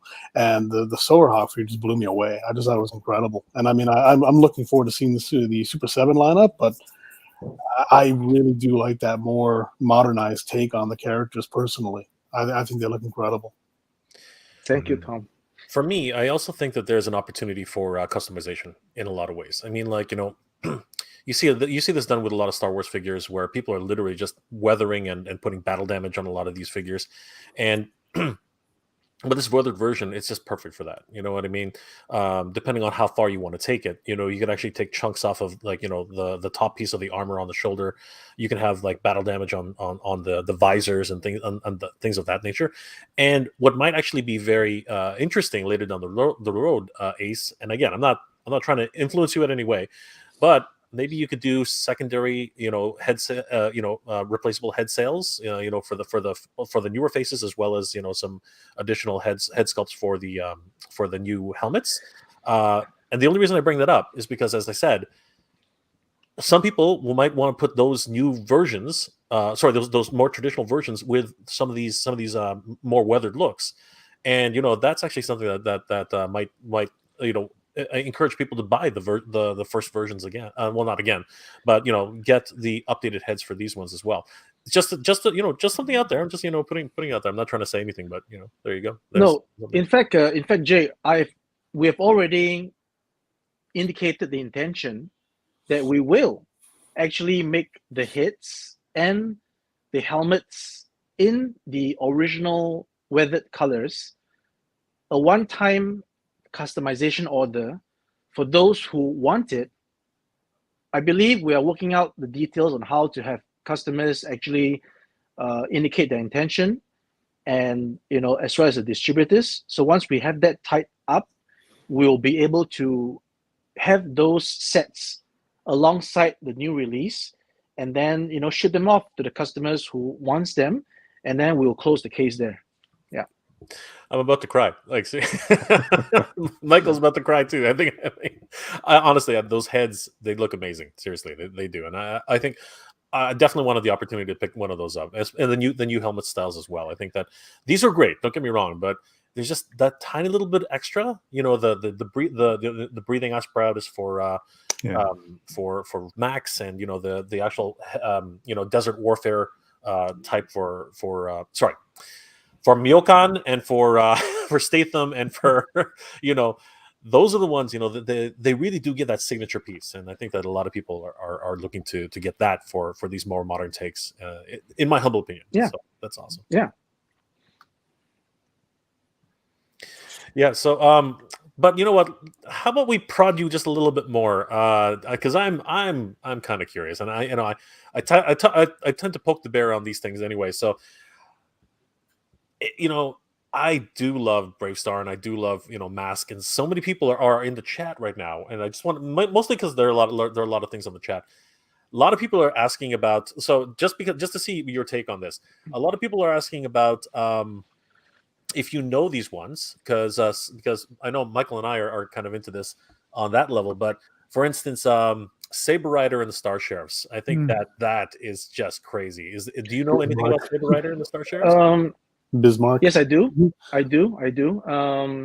You see, we have got to be really careful still in terms of where we're going with trying to redo properties in the 80s with our own take. Some of them, as again, the 80s Commanders was really the acid test. It might not even be the acid test, right? And as we get closer to things like, I believe Hasbro has the rights for Mask now, and they're planning a movie for it.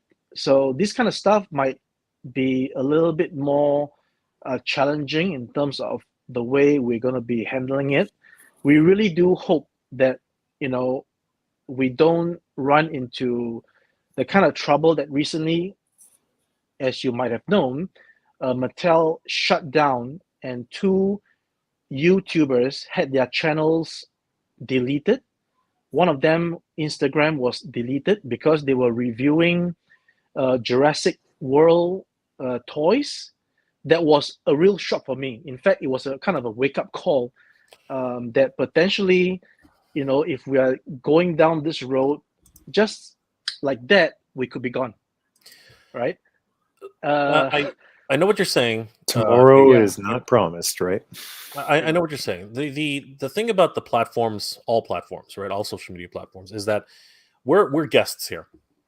I think that's something that we all have to understand. We're sort of guests here. A lot of us are. Some people are making their living off of it, right? But at the end of the day, they can, as you said, they can do whatever they want. But I think I actually think that what's happening with that, and this is just an opinion, I don't really know, but I think that those are mistakes.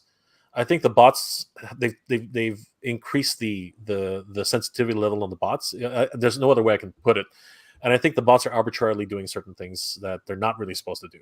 Because I've heard big channels as big as like 1 million plus subscribers have actually been nixed, right? And it took a while, but they finally did get their channels back. But it took their audience to actually get some attention towards it in order to actually get that done.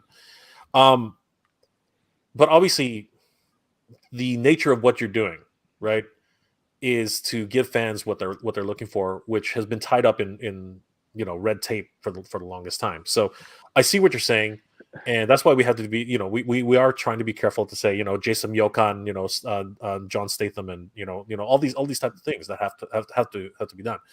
You could even go so as far as saying that Fans Toys doesn't exist anymore, right? I mean, you can say that, but again, things just keep rolling on, right? And that's the way it happens. And of course, Michael's statement earlier is, "What if you never had it?" Right? What if you never had it? And that we could easily go back to that, at any point. Like, what if we never had it? Because that's an option, right? Well, nothing is an option. Sometimes we can get really, which one do you pick, right? And that can cause a lot of stress. Like, which one? There's so many options and not enough money. Well, one of the options is zero, nothing. That's an option. So, if there's a lot of options that cause some upset or unhappiness, always remember that there's zero as an option, and that might be the one that sucks the most. So, in terms of SilverHawks, it's been forever since they've been out. They didn't get a whole bunch of different scales and iterations back in the day. So the fact that we're getting Super 7 cartoon accurate SilverHawks, and now more realistic looking, like the Ramen Quicksilver looks like what Quicksilver, I imagine, would look like in a live action SilverHawks movie. And if we don't get a live action movie, hey, a figure of what a movie figure would look like works for me. It's cool to have the option. If you can get them both, man, you're super lucky. If you can only pick one, you're super lucky to have one of the two. And if you don't like either one, then pick option 0, pick option nothing. I wish to also add, given the opportunity of this platform to just, air things out, again, on the fact of, or on the topic of licensing and fans, I have come across some fans. There's a fraction of the community who are adamant that no third party is allowed. It's either license or bust, and that puts us in a very difficult position, because if you have the fans who are, as I will use the word, fanatic enough to say that, hey, I don't want an accurate this and that if it's not licensed. You hear what I'm saying here? Yeah. And I'll give you a real life example, because it's out there, right? I'll give you an example right now, a real life example with my Caliber Wings experience. And this, for those who are watching, you can have your say, but this is what it is. Caliber Wings did all it could to secure a license with the Japanese property of Macross, otherwise Robotech. So we all know that the Macross fandom is a very easily agitated one. They are really hardcore fans, and myself included was a fan of Macross. And I wanted to do Macross stuff, so I approached the original licensor, right, which is in Japan. But as we all know, the Japanese have a way of doing things whereby they don't really license it out to foreign properties, foreign entities. So that was what I experienced. Again, I could be wrong, but that was what I did. I actually thought that they wouldn't license it to a foreign entity, and hence I actually asked my Japanese distributor to go get the license for me. So I was prepared. Again, I've mentioned this. I was prepared to not even call it my brand, which is Caliber Wings. I was prepared to call it any other brand, the distributor's name, whatever, as long as I can bring that product to the fans, and that product that's made by me that is accurate. I was prepared to forego any credits or namesake. But even this route that I went to, the licensor wasn't going to entertain it. They weren't interested. right? Simple as they weren't interested. So the next best thing was I went back to the US site, which is Robotech by Harmony Gold, and I got the license through Harmony Gold to do that particular aspect of the Macross. But that only led to so much because Harmony Gold themselves don't have the full range of the Macross license. But long story short, there was just one other item I wanted to do before I retired, right? Before tomorrow never came. So that was the Macross Zero's F14. And I had developed a nice F14 model in diecast, and I wanted to just put that Macross Zero's livery onto the F14 as a sort of like, at least I've done it. So I submitted my designs to Wonder Festival in Japan, which I initially got the approval for to license it only for Wonder Festival. And I'll be happy enough to just at least license it for Wonder Festival. At least I've done it, which I've done it once in 2017 for the initial F14 in S and J type colors. Again, for those who might not know what's going on, just Google it. It's all around the internet. So finally, when I was applying for my next year's license for Wonder Festival, they approved it. And then just 1 month before the license, 1 month before the event, I got a call from my Japanese guy who helped me to process the whole thing and said that your license is now what's the word? Rejected, right? So I was kind of shocked. So from then on, it went all downhill because the reason why the license was rejected was because fans had complained to the licensor that I'm doing, business with the US. And that caused like a colossal clash between the purists and so it's so strange. It's so strange. So in the end, I went with my heart and I released the said product as a third party. I never called it anything that's Macross Zero. I released it as a third party. It's the most accurate rendition of that particular jet in the animation out there. Even, I would say, better than what the Japanese themselves have done. And yet I got a ton of backlash and I was singled out by the licensor in Japan, Big West, that our product is a pirated version, it's unauthorized, and that the creators were not duly compensated. Now, wait a minute. I asked for the license. I wanted to compensate you for the license. You said no. And yet you are saying that exactly that you are not compensated. So anyway, I don't want to go too much into all this, but I'm just trying to say that at the end of the day, there are a certain section of people that is really, if you don't license it, don't do it. So quite a story, huh? That is quite the story. I got to tell you, yeah, it's fascinating. Yeah. It's fascinating being able to hear from someone who's actually in the industry and how things actually work. But you know what? At the end of the day, we're fans. We love this kind of stuff. This is why we're passionate about these things. And you know what? Just having the opportunity to see 80s commanders again. Again, just something that's so beautiful about that. And now the future just keeps getting brighter and brighter with the SilverHawks and hopefully new things. I'm getting a lot of chatter about Mask. Do you know anything about Mask, Ace, at all? Like, is that something at all that's possible? So as a kid growing up, I only had Condor initially because that was the lowest hanging fruit.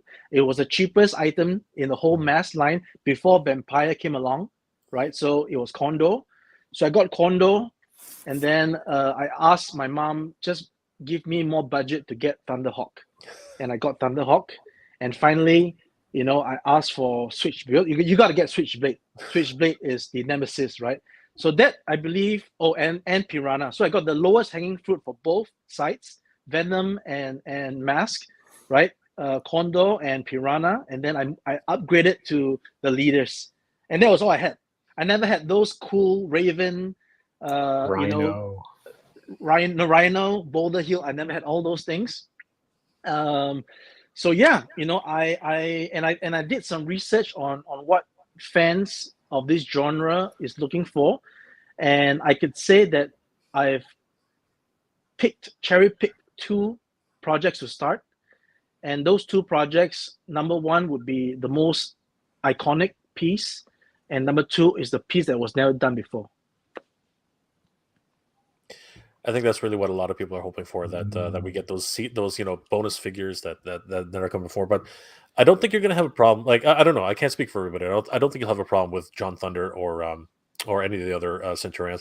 And you know what? I saw something which really kind of caught my attention. Did anybody notice that everyone, like a few people, have been asking for Crystal? Crystal King. Oh my gosh, that'd be awesome. What about the orangutan? I know, right? And there's a drop Shadow. too. And Shadow. That's right. You gotta, that would have to come in a 3-pack, right? They would have the Husky.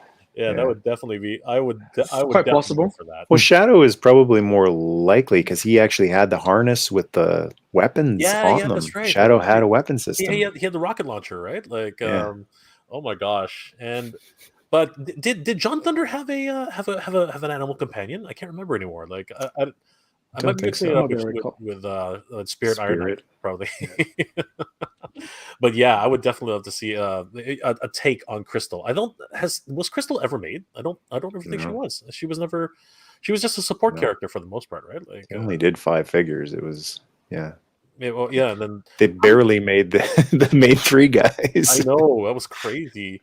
But it's fascinating to look at the additional weapon systems that would have come out, and and of course, one thing I think, if I'm gonna again prod the bear, poke the bear a little bit more, I think you really have to come out with the artillery, green. What were they called, Michael? The green foot soldiers, traumatizers. The traumatizers. Yeah, exactly, that's a big one. Exactly, because those go for so much money on eBay now. It's insane. Ridiculous. Yeah, I totally agree. I think that the traumatizers would be huge, and because it's an army builder. 100%. Right? You can just keep producing them as many as you want. People will buy them in multi-packs, right? And that could be your first multi-pack. You know what I mean? Like, that would be crazy. And of course, the aerial interceptors. What were they called again? Doom Strafers. No, Doom Strafers, exactly. See, Michael, you should just run this whole thing. You know what you're doing.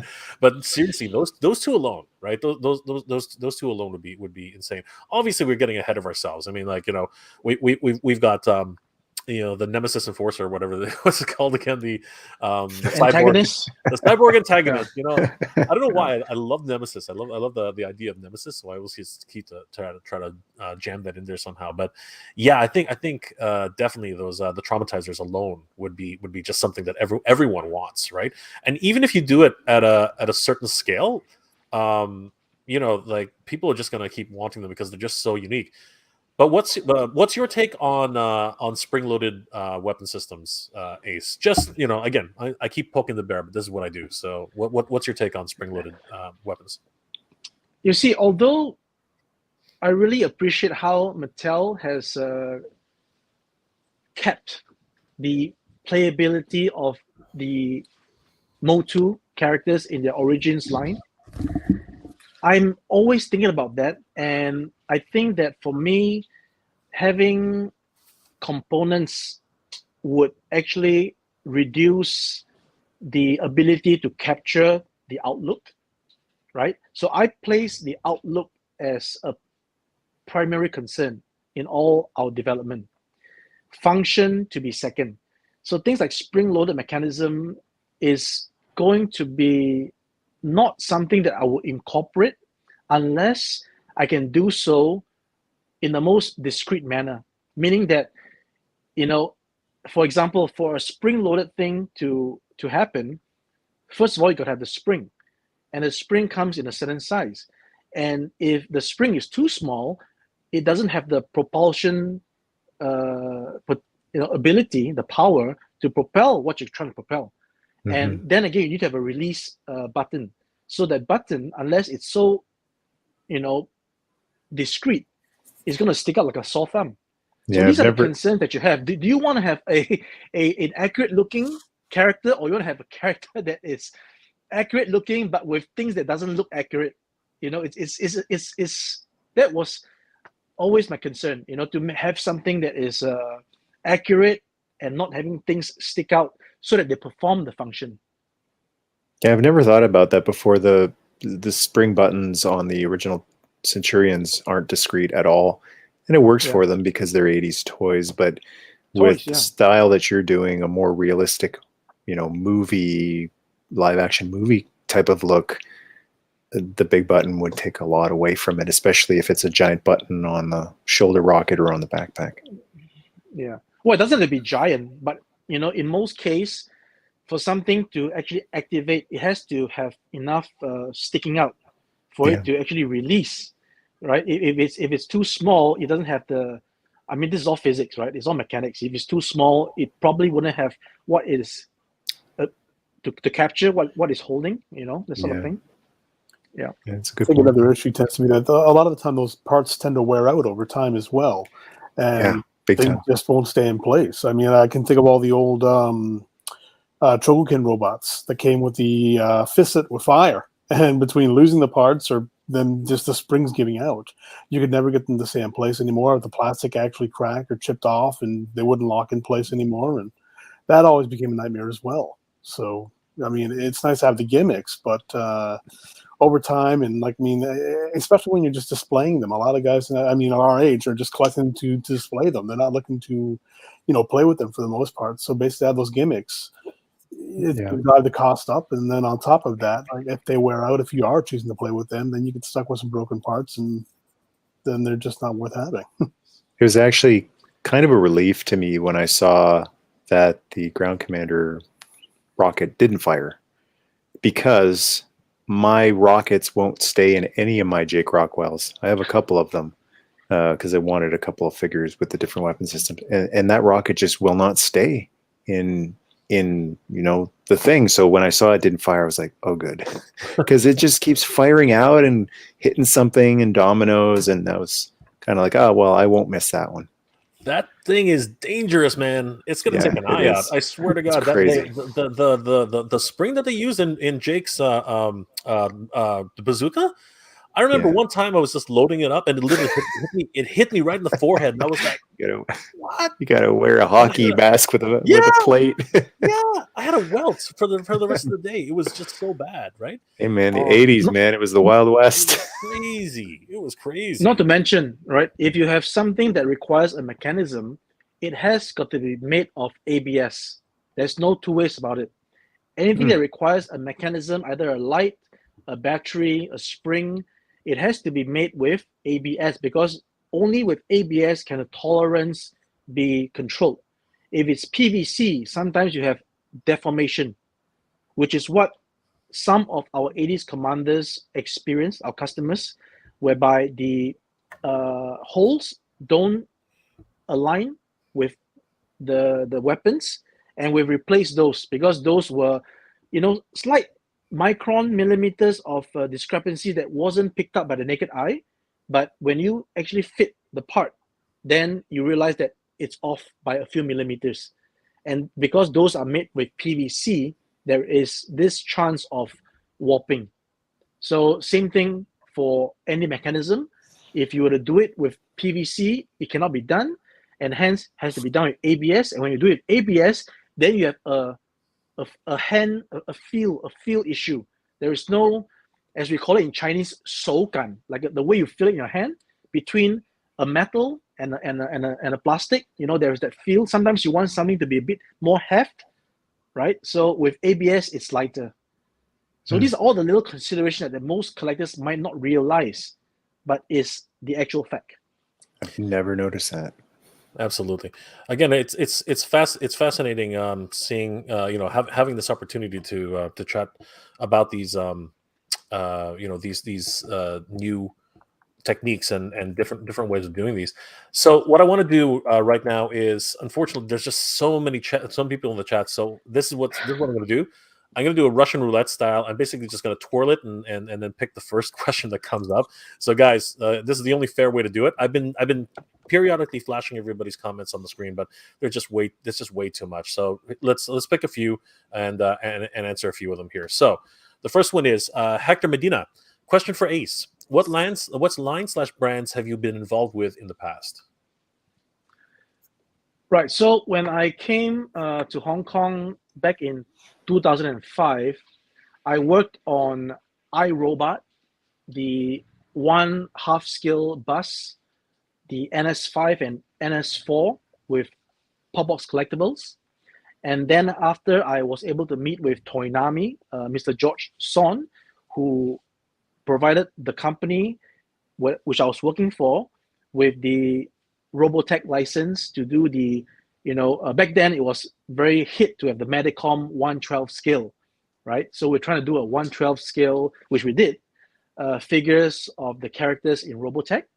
And then came the 2007 Transformers, the movie, and we got that license and we developed 12-inch head helmets of Optimus Prime and Bumblebee, and we developed like magnet heads and figure carabiners, and then we actually did all like 4 movies up to Dark of the Moon, and along the way came The Dark Knight with Heath Ledger's Joker, and we actually designed this really small bat pod that is a pull back mechanism. Actually goes for quite a lot on eBay now, if I'm not mistaken. And so I've done those, and I came out and I did for myself the first time the Age of Extinction license with coin banks and field carabiners of the Transformers movie. And that was all I did until now, because as I was mentioning earlier, these licenses cost a lot of money. And I didn't want to like go deep into the Transformers bandwagon where it's so crowded. Even nowadays, when I see a new Optimus Prime movie, I'm like, oh man, not again. Yeah. Is Jay around? Has left the building? Mega J, he's Just to touch on the third-party thing as well, quite honestly, I mean, I like the fact that you do have those third-party companies out there. Like Michael was mentioning earlier with the Transformers line, they've come up with some incredible third-party Transformers, and you see Takara and Hasbro taking some of those ideas and those actual designs and making their own versions afterwards. So they're getting the better quality versions afterwards through the official licenses as well, like the train bots that are coming out in the MP line as well. They look incredible, and had it not been for I believe it's a Fan Toys version that's coming out, I don't think Takara would have touched that and made that size of scale and like a masterpiece combiner, had they not seen the third-party ones, basically coming up. And then on top of that, the Hasbro one, I believe they had that auto-transforming Optimus Prime with the lights and sounds and the sound gimmick, and that was a third-party toy initially as well that they actually chose to go out and find and license as well. So, and Hasbro's working with a lot of smaller companies now as well, especially with the Power Rangers line. And they're releasing licensed products that were originally designed through a third-party company. Right. So you're getting the really nice products based on these fan companies actually starting up and actually making these new products that Hasbro and the other companies probably wouldn't have thought to touch until seeing how much demand fans had for them. So I think it's great that they have the third-party companies for that reason. So my thoughts on that, Tom, is that it has to be made very clear that a third-party company is not a knockoff company. They don't copy and sell for a profit. They're trying to make something better. So I really hope, my hope is that, licensors, if they get news of someone doing something of their license that's not licensed, that they should reach out to say, hey, let's license this, versus sending them, let's send them a cease and desist letter, because as long as, we're not copying. It's wrong to do a blatant copy of the original and then selling it. That's wrong. We will never do that. We're coming up with something that, it's improved. It's improved. It's something that, so that's it. I really urge, licensors, if they do get, and I'm sure they do, they get lots of eyes and ears in the community, and then if something pops up, it's easy to send a cease and desist letter. And quite honestly, the designs that a lot of the companies come up with as well, and the way they actually factor in how the transformations take place, especially with the Transformers lines and the combiners. They've come up with some really incredible designs and like some the methods in which they actually combine and how they actually kind of hide a lot of the joints that Hasbro with the original releases would just kind of leave kind of as extra kibble. And they would actually find ways of concealing those parts, especially the Voltron that was coming out through they mentioned earlier. Sorry, I'm drawing a blank on the Blitzwing. Sorry, with their version, how they actually concealed the legs of the lions and everything to make it look more cartoon accurate, and just the way they actually designed all that stuff. It's great to see companies actually working on figuring those things out and coming up with a nicer looking version, and it's good to see those things too. So, touching on the Blitzwing, any aviation enthusiasts would be able to identify that in the movie that particular robot would transform into what we call the F4 Phantom. However, in Hasbro's transformation, it wasn't in alt mode, as they say. It wasn't the Phantom, but the third-party guys actually made it into the Phantom. If you're following me, Tom? Yes. Yeah. Right. So, I'm sure there's reasons, but it boggles me that I guess if people see talent, right? If the big companies see talents like all these third party, they should actually reach out and hire those talents. And that's what in Japan, what happens in Wonder Festival, right? Wonder Festival is an event that is held biannually in Japan for many, many years.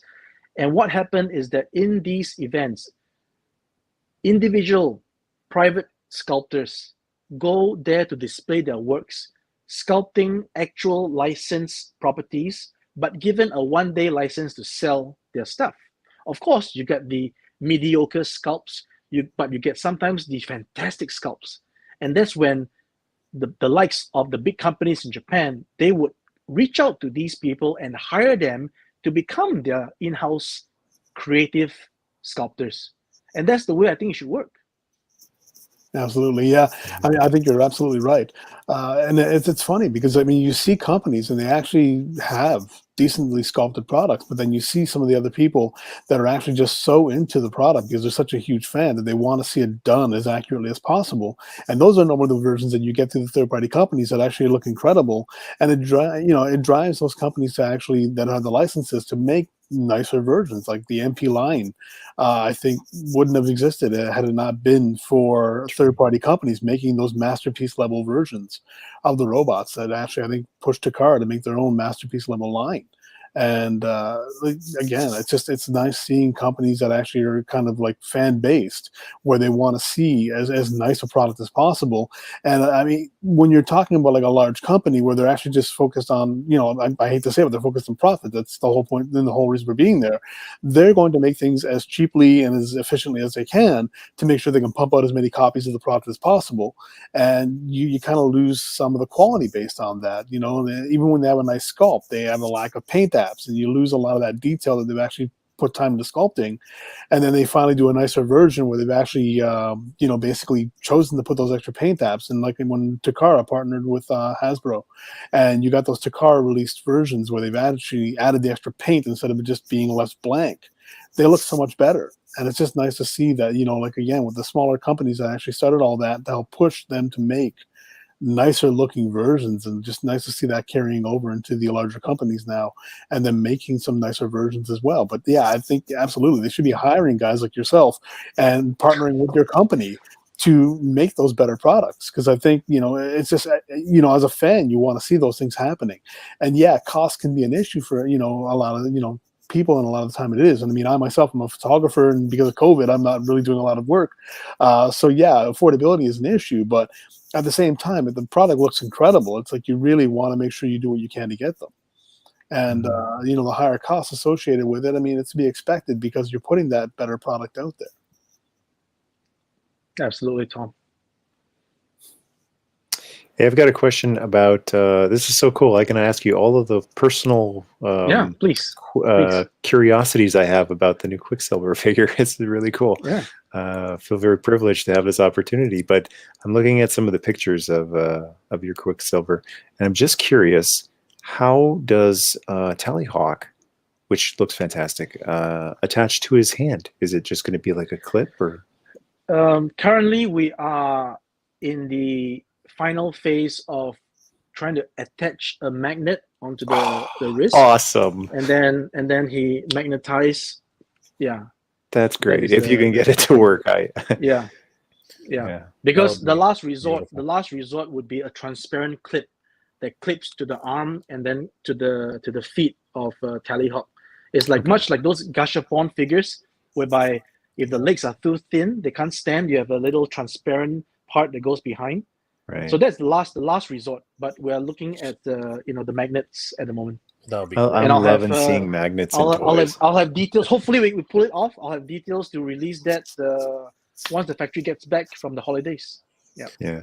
Magnets are the best. The original Shipwreck, Polly, Freedom, also with Spirit, they'd always fall off after a while. But magnets they're peace of mind too. They're never gonna wear out. The magnet is gonna outlive all of us. The power of the magnet. And I've seen some magnets used in some modern toys, and I just love the feel. Talking earlier about not just the look of a figure, but a feel of a figure. I love the feel of clip.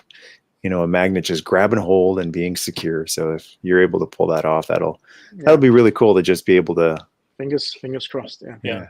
Just like the way Grandizer's arms when you put them right into bang, and then Solo Joker Jane. Yeah, absolutely. Just and I did notice that actually a lot of people when you mentioned that the faceplates would be interchangeable through a magnet system as well, people seem really excited by that. That's Instead of fantastic. just having You basically just take off the face and just put on the mask with a magnet. Yeah, so wonderful, wonderful. But these are the things that smaller companies can do that bigger companies just won't, because you know what, they're a little bit more adventurous. You know what I mean? And that's one of the reasons why. You never know. Tom was saying earlier about how like Hasbro has probably gotten some ideas from the third-party Masterpiece, and that might be happening too. I mean, some of the things we're seeing in the new Quicksilver, we might be seeing them more common in the major factory, the big factory figures. That would be amazing. Scissor says, Jason the Wheeled Warriors, please bring it back. Do you have any idea what Jason the Wheeled Warriors is, Ace? Unfortunately, I don't have any idea on that. Apologies. Ace, but I can Google it, of course. if you love the intro, the theme song to Mask, Jason the Wheeled Warriors it's almost as good, maybe better. Almost as, or tied. My two favorite theme songs of cartoons in the 80s are Mask and Jason the Wheeled Warriors. It might be the same guy singing them both, but the theme song to Jason the Wheeled Warriors. Okay. It's great, and it really hits the heart too. It's a very inspiring song. Absolutely, both of them, especially the extended version, which somebody put together. That was awesome. Yeah. Oliver Belmonte says 80s cartoons like 80s cartoons ladies like Judge JB of Brave Star. Oh, you know what? Yeah. Did they ever make a Judge JB? She was awesome. They made like 2 figures, dude. She put the hammer down. More than that, but Brave Star didn't get many figures. Buzz. They made the smoking. They made the smoking guy. They made Sandstorm. They made the figure everybody demanded, Colonel Borobot. The slot for JB and so many other characters filled by Borobot. Oh my gosh! You know who they need to do though? They have to do what was his mentor's name? Help me out.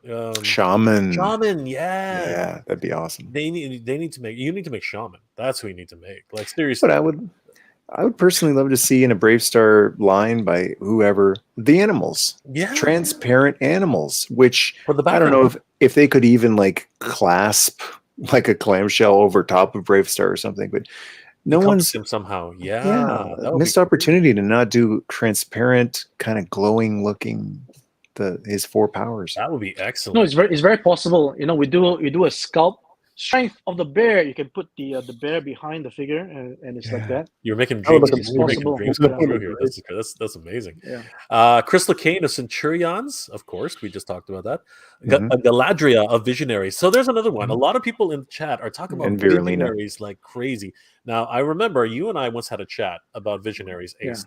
Is there any opportunity for something like that? No, Visionaries is very, very possible because we already have some concept images, by our artists. So very possible. I'm just trying to figure out how to do the hologram, because initially my idea is that with today's tech, right, you can actually do the stuff with like a LED screen, like an LCD screen, actually, my God. right? But to create the chip, the IC, at least this IC needs at least a 10,000 to 20,000 run for one. So that is the consideration, because we probably will not do a 10,000 run figure. So, but we have to invest in a 10,000 run chip to get 1,000 into, which expands the cost. That's the thing. So that's the other thing a lot of people just don't understand. Yeah. Just the economies of scale required to actually get some of these figures off the ground. A lot of people are talking about how figures, Super 7 figures are $60 each, right? Ramen Toys figures are $90 each. But the reality is, when you're dealing with figures which are runs of 2,000, 3,000, 4,000, 5,000, you have to charge that much money just to get that thing off the ground, because there's no way that you can get the price point down as low as you can, like a Hasbro, like a like bulk, like any of these guys, where they're making tens of thousands of these things, 20,000 piece runs, right, for like a Masters Universe figure, or 30,000 piece runs for any of these Star Wars figures, right? That's how you get the price point lower, right? And the thing is that if we don't support companies, boutique companies like Ramen Toy and other third-party companies, they're not going to be able to get these prices down. But imagine, guys, now that Ace has actually brought this up, can you imagine an actual visionary chess piece that has a small animation running it? That would just blow my mind. I think I would just like lose. I think I would lose a little bit. I think I'm crying right now.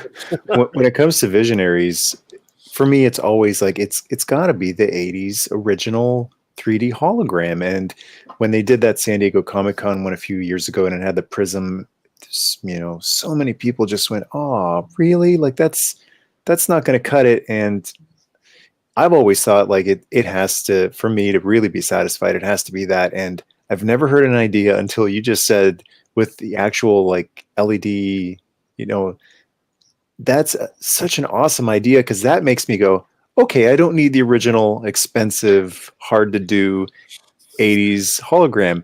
This might actually be just as good, maybe even better. Something that actually lights up and is, electronic.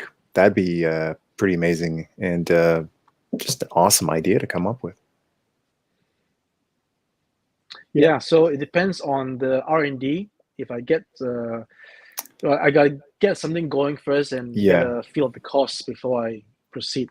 It's a tall order, actually. Yeah, but that's I totally understand the the limitations, the order that would have to be made. But I just love that you came up with the idea. Like you're truly a fan, and you're brainstorming, and some of the stuff will come to be, some of them won't. But it's fun to talk about possibilities, even if they never come to fruition. And I love the idea of like an actual screen, and I don't know, maybe someone can do a custom giant one for their cosplay. That would be cool. Carry a little like iPad on their chest or something. Yeah, with today's technology, it's very possible. Go ahead, Tom. Yeah, so I was going to mention when Michael mentioned the visionary figure that came out a little while ago as a Comic-Con exclusive. I didn't even know that existed until Jay put a picture of it in one of his earlier videos, and I was really disappointed to see how it didn't even have the hologram at all. It was just like a flat chest, and it was just kind of like that didn't feel like the same figure series at all. So the idea of putting a live screen in there, that's incredible. Yeah, and if that can be pulled off, that'd be like really, really cool looking, I'm sure, because it defeats the purpose to have the figure, suggested from that line when it doesn't have anywhere near the gimmick. I mean, the whole point of that line is that whole kind of holographic imaging, so to be able to pull that off with the screen, like I hadn't even thought about that. That'd be incredible too. So probably far better. The visionary that they released for the San Diego Comic-Con, it was a multi-pack of different Right, tracker and Yeah, it had mask, it had thing. It was a celebration of the IDW license because IDW was releasing all these comic books. They were all tie-ins to that, and most of them were crossovers, right? They had like mask crossing over with Transformers and not Transformers, but anyway, just a whole bunch of different licenses. And the Visionaries one, I think it was lenticular. I think that's what they ended up having, or just a flat. no, it was flat Prism. I think It it really was was just a prism, right? And it just fell flat on its face because everybody, the whole gimmick of the Visionaries is the hologram, but that coincides with what we're talking about. It just did not have the run that it needed to even justify the hologram cost, right? Because this was a SDCC exclusive. You probably had maybe 10,000 of them made just for that one event, and then that's why they're exclusives, and that's why it costs so much money just to produce that. There were like 6 figures in there. It was crazy. It was an insane thing. It was a bonus pack-in. It wasn't like we're doing this with love and passion. The guy working on it, like the guy who made it or gal, might very well have been a huge Visionaries fan, but it was the spotlight wasn't on Leoric. He was just kind of part of the thing. And, for a property that's been gone so long, you kind of want the spotlight to be on him instead of just, oh, by the way, he's in here too.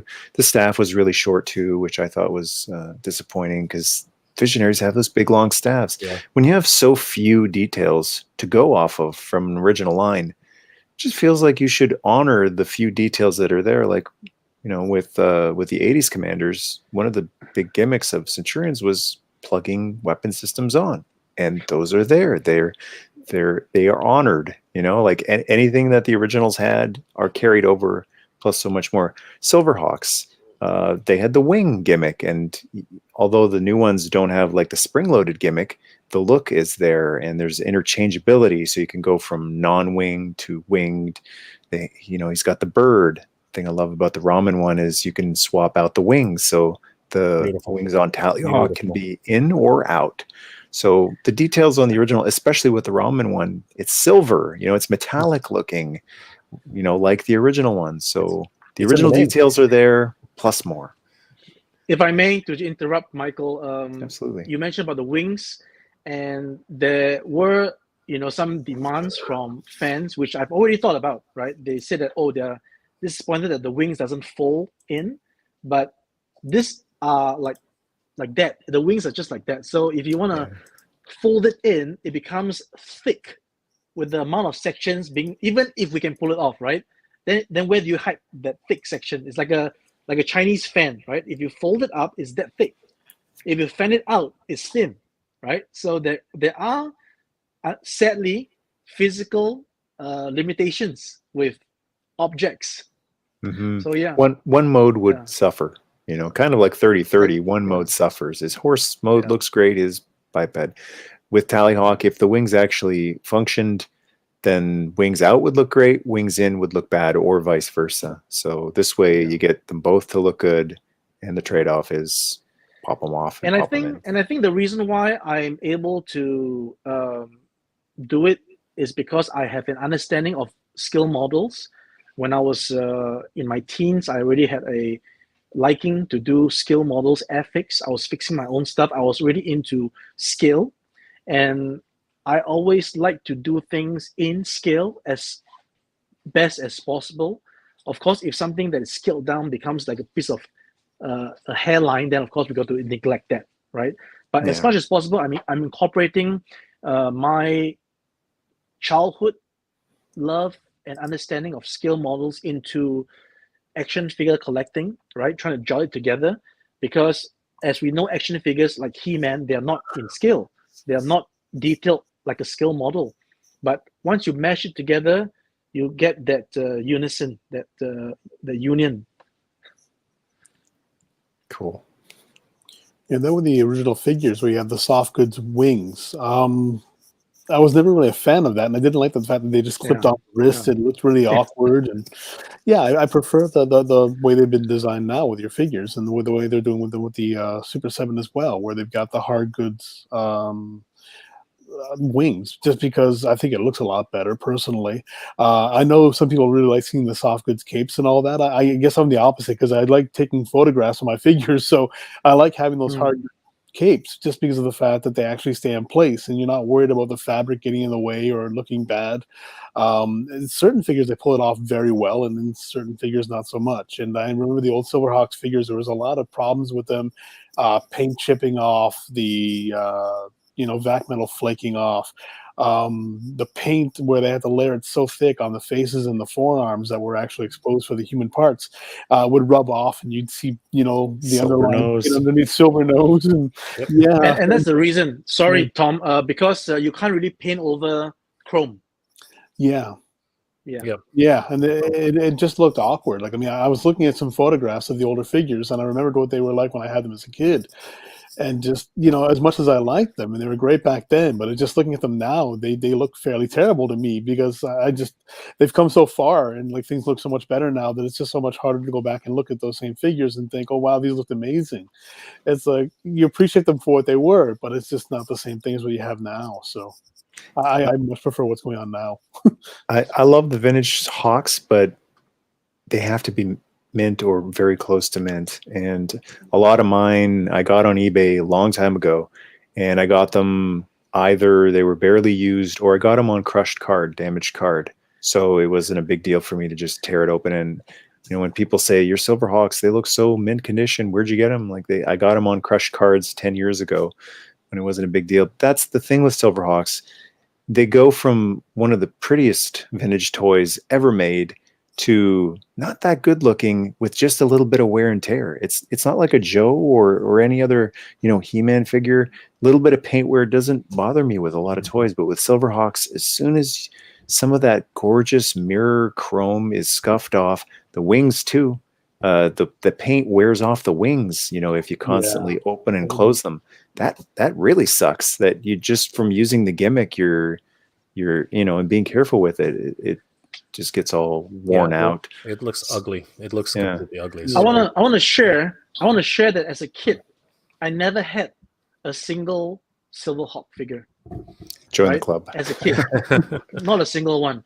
And I got my first Quicksilver figure in 2014 when I was in San Diego Comic-Con, and I bought it off one of those the sellers that had a booth there.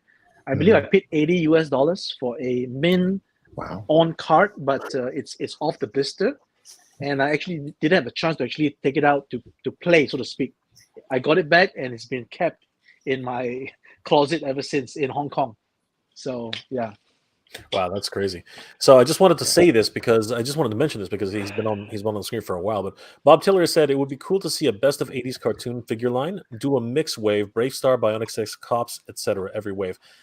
Now we just talked about that with the San Diego Comic-Con version, and I think Ace, I know what you're going to say, but definitely if you want to talk about this, that's for me that's crazy. That's a lot of molds.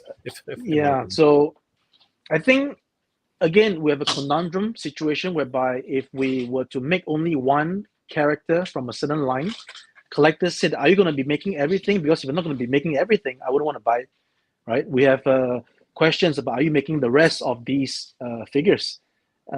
If you're not, then I'm not considering to buy it. So there is a certain level of commitment if you want to embark onto a certain property, a certain line.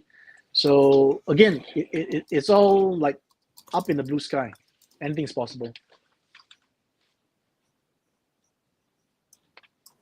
Jay's disappeared again. So Michael has the key. You have the con, Michael. I have the con. I'm in the middle here. I don't know what else to ask here. I will throw this out for people who are interested in getting the new color versions of the 80s Commanders, as well as Quicksilver early bird special is still on Ramen Toys website, right?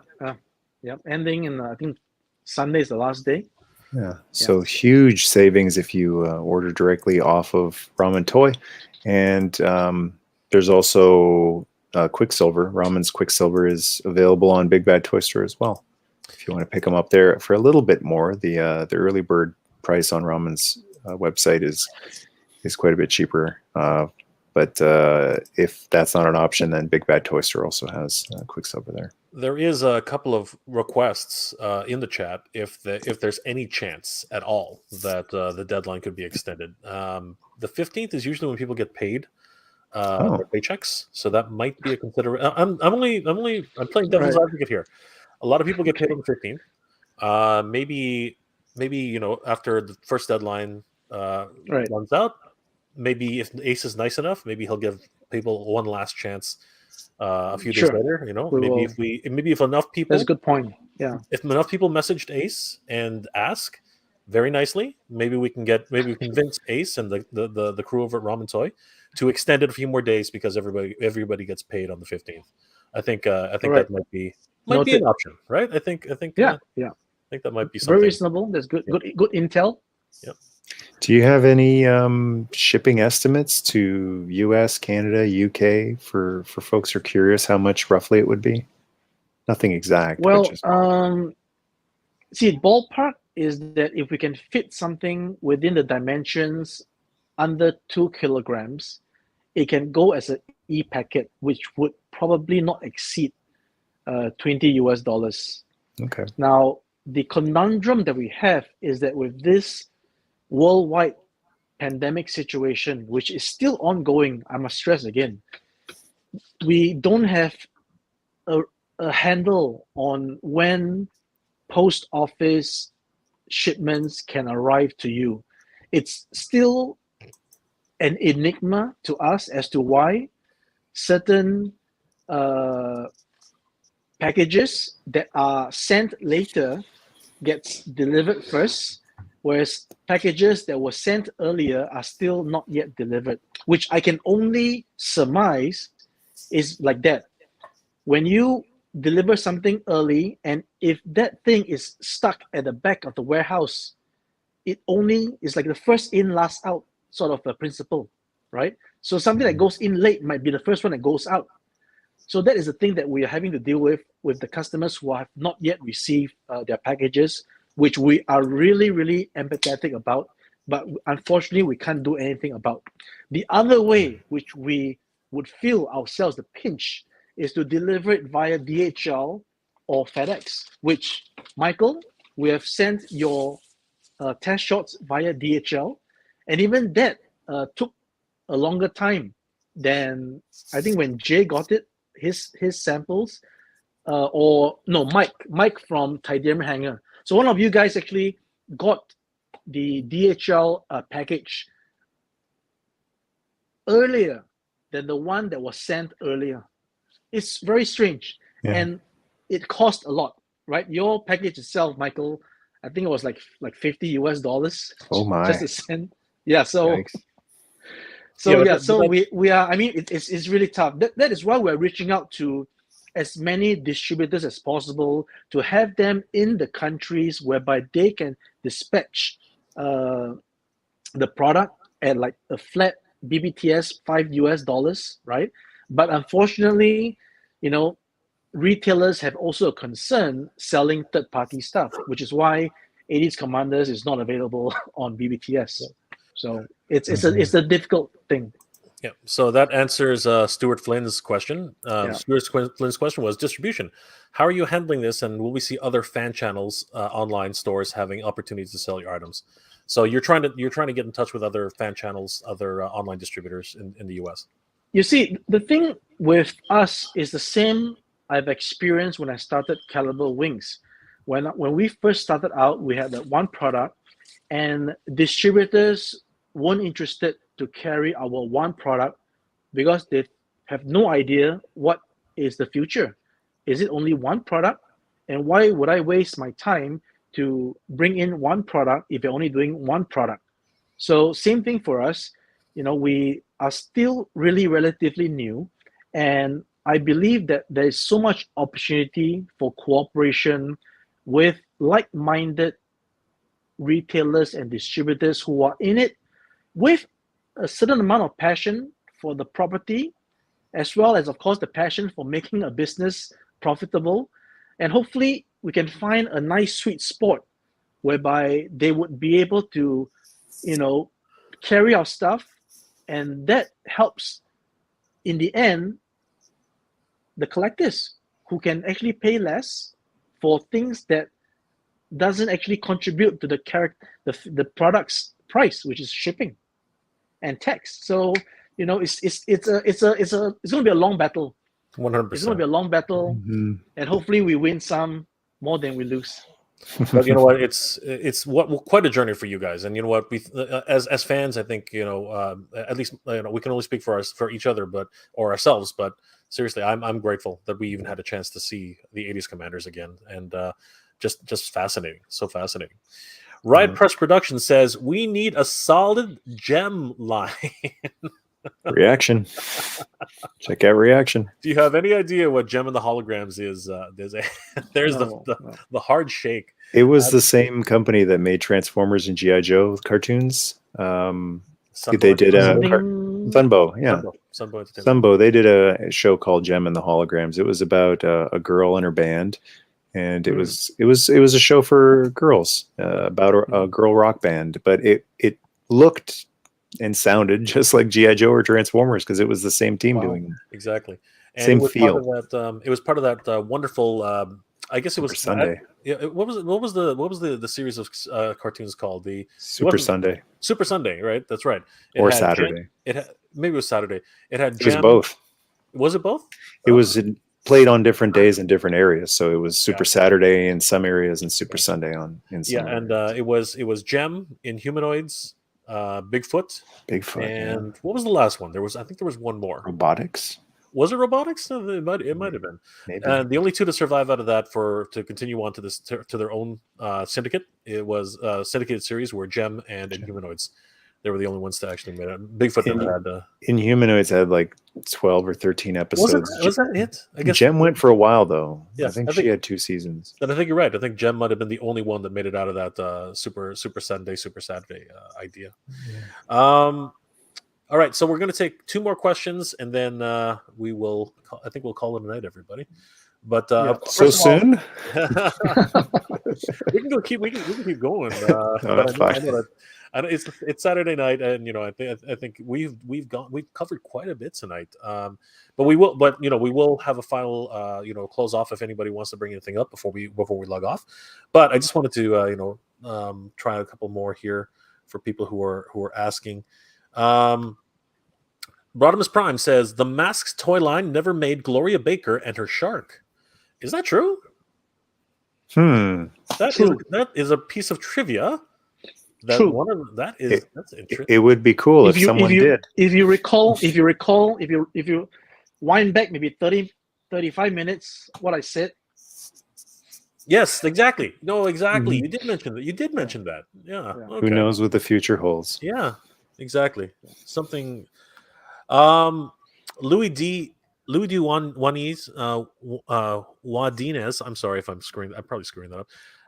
He prefers more accurate than functionality. So that was in response to the spring-loaded features. So, yeah, do gimmicks sell toys? I think that's a question that needs to be asked. Do gimmicks sell? No, I think the essence of the property, if it's a gimmick, you have to have it. For example, Transformers must transform, which is why the non-transforming Transformers cannot sell. So they're charming, but they're not as successful. You're preaching to the choir right here. Your vehicle must transform. Otherwise, if you need to remove the parts and put it back, then the whole thing's gone. And quite honestly, so I just had a line in mind, and now, Captain Power. It was a great looking series. The vehicles looked incredible. The figure designs were great and everything, but the gimmick where you had the little kind of spaceship shooting at the screen thing, it did what 10 seconds of an episode, and it was speak for yourself, Tom. I love that. Fun, speak for yourself. I'm sorry. It wasn't what we imagined. Okay, listen. I know Michael has a whole bunch of vehicles, but I have the what the heck, the Interceptor. I got 2 vehicles. Yeah, I got the Interceptor. No, it was something Interceptor, the Integral, something like that. Anyway, it was Lord Dread's throne. Yeah. All right. Yeah. It had a periscope function. You could actually look down and see the screen from the mirrors. And let me tell you, okay, I had the most fun with that thing. So you know what? Speak for yourself. All right. I spent hours. It was during the video game. Here's the thing about that, okay? Honestly, I'm gonna get my high hostship because you brought this up, damn it, Tom.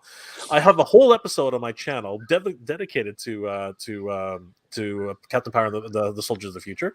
I love that series. I have a DVD set over there. Damn thing doesn't work. The strobing lights just don't work. I was so pissed off. I think it has to be on an old style TV. It has to be on a CRT TV. I'm so upset. Seriously. Anyway, weren't those also like Vec Metal? Yeah, there was some Vec Metal involved. Yes, Yeah. they were. Yeah. All of the Pilot, Captain Power.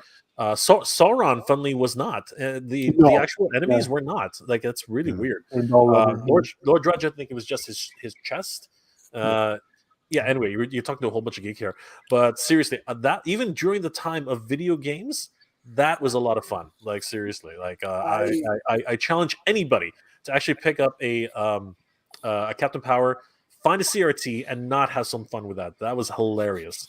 I love the series. I just got tired of the gimmick really quickly, and I just wanted the power turned off and just get off my screen. Just get out. Get out. Done for like 10 minutes. The problem with Captain Power was that the gimmick wasn't something you could actually. It was an idea instead of like a transformer is a gimmick that you actually do. Yeah. Captain Power, the gimmick is, well, you go and it's this thing that happens that you can't. It's not tangible. I'm like, okay, but that was the whole controversy behind it too. I covered this in my video. One of the main things that was attacked by parents groups was that you had to buy a toy in order to enjoy a show, and that was so disingenuous. That's like calling toys. That's like calling Transformers a big toy commercial for things. Which I enjoyed the show just fine without any toys. Exactly. We can argue this all day that all 80s cartoons were made to sell toys. That's a weak argument. The entertainment value was there. And it was so compelling that kids had to walk out of the theater when Optimus Prime died. Come on. Like what He's napping. He was only napping, Jay. It was sleep mode. It's all Hot Rod's fault. No. Yeah, Hot Rod's fault. It was Megatron's fault. That's a whole other live stream. Hot Rod killed Optimus. To this day, he's still one of my favorite characters. I still love the masterpiece. I love him. All right, if we're going to do that, let me ask you this. What happened to Skywarp? What happened to Thundercracker? What happened? Skywarp got reformatted into Bombshell. Everyone knows that. Oh, we don't know that. We don't know. Skywarp into Bombshell. That's a new theory. Fine. How about this? Then let me throw this to the crowd. What happened to Cyclonus 2? Cutting room floor. We had two Cyclonuses on the screen, and then they just one of them disappeared. And if we're going to really talk about it, where's Snarl? Yeah. Where's Snarl? Seriously, where did Snarl go? I think he jumped out of the shuttle, and then he was gone. Devastator must have ate him. Seriously.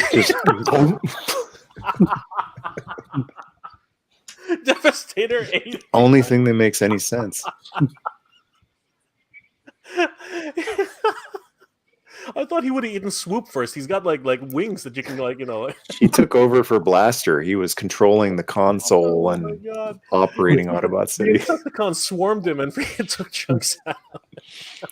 Yeah. All right, we'll take one. Unfortunately, we'll take one more question, guys, and then we'll talk a little bit longer. And then Nick. Brandal says, I received my early bird commanders really fast. I paid for DHL and FedEx, but I think it was worth it. In the long run, just awesome. So Nick, thank you so much for that. That's awesome. Thank you, Nick. Yeah, that's great. I mean, like, seriously, like I personally, I'm in love with these things. They're yours. The packaging design too. Again, I'm a packaging design nerd, so I'm gonna say it this way. But I love what you did with the cutout. That is not cheap. All right, I know how much it costs to actually get a die just for that little dome. Like seriously, the fact that that happens, and I always have to say, I think cheap printing in China must be damn more affordable than it is here because that die would have cost a fortune. I know that for a fact. And you have three separate dies for three separate windows here. You have the rocket die here. You have the blaster die here. Yeah. You got the bazooka die over there, and the bazooka die. This die is ridiculous. I can't believe you actually have it sticking out like that. That's just insane. Yeah, Like again, it's, coming from a guy who does printing, this is ridiculous. I can't believe it. All right, one Kudos last to question. Carlos for the packaging, by the way. Yeah, I love the Kudos to package. It looks Carlos for the incredible. packaging. Yeah. Oh well, thanks to Carlos. That's Yeah, awesome. yeah. Like very talented, very very talented. All right, these are just funny, so I'm just gonna put these ones in. Yojo OC says the robots can't die. I challenge that. Cesar says, I left that theater so confused, but at school I couldn't stop talking about it. This is the power of cartoons, man. This is the power of cartoons. That's really what it is.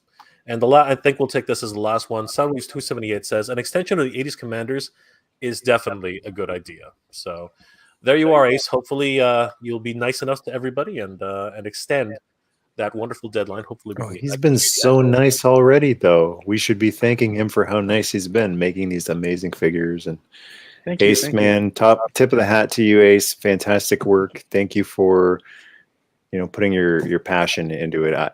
It's clear to me. I had a big smile on my face the whole time, every time I play around with the 80s Commanders. So awesome work. Awesome. Thank you. I concur. These things have been a dream come true. I can't believe that I actually have a set of these in my house, and being able to play with the test shots was an absolute privilege.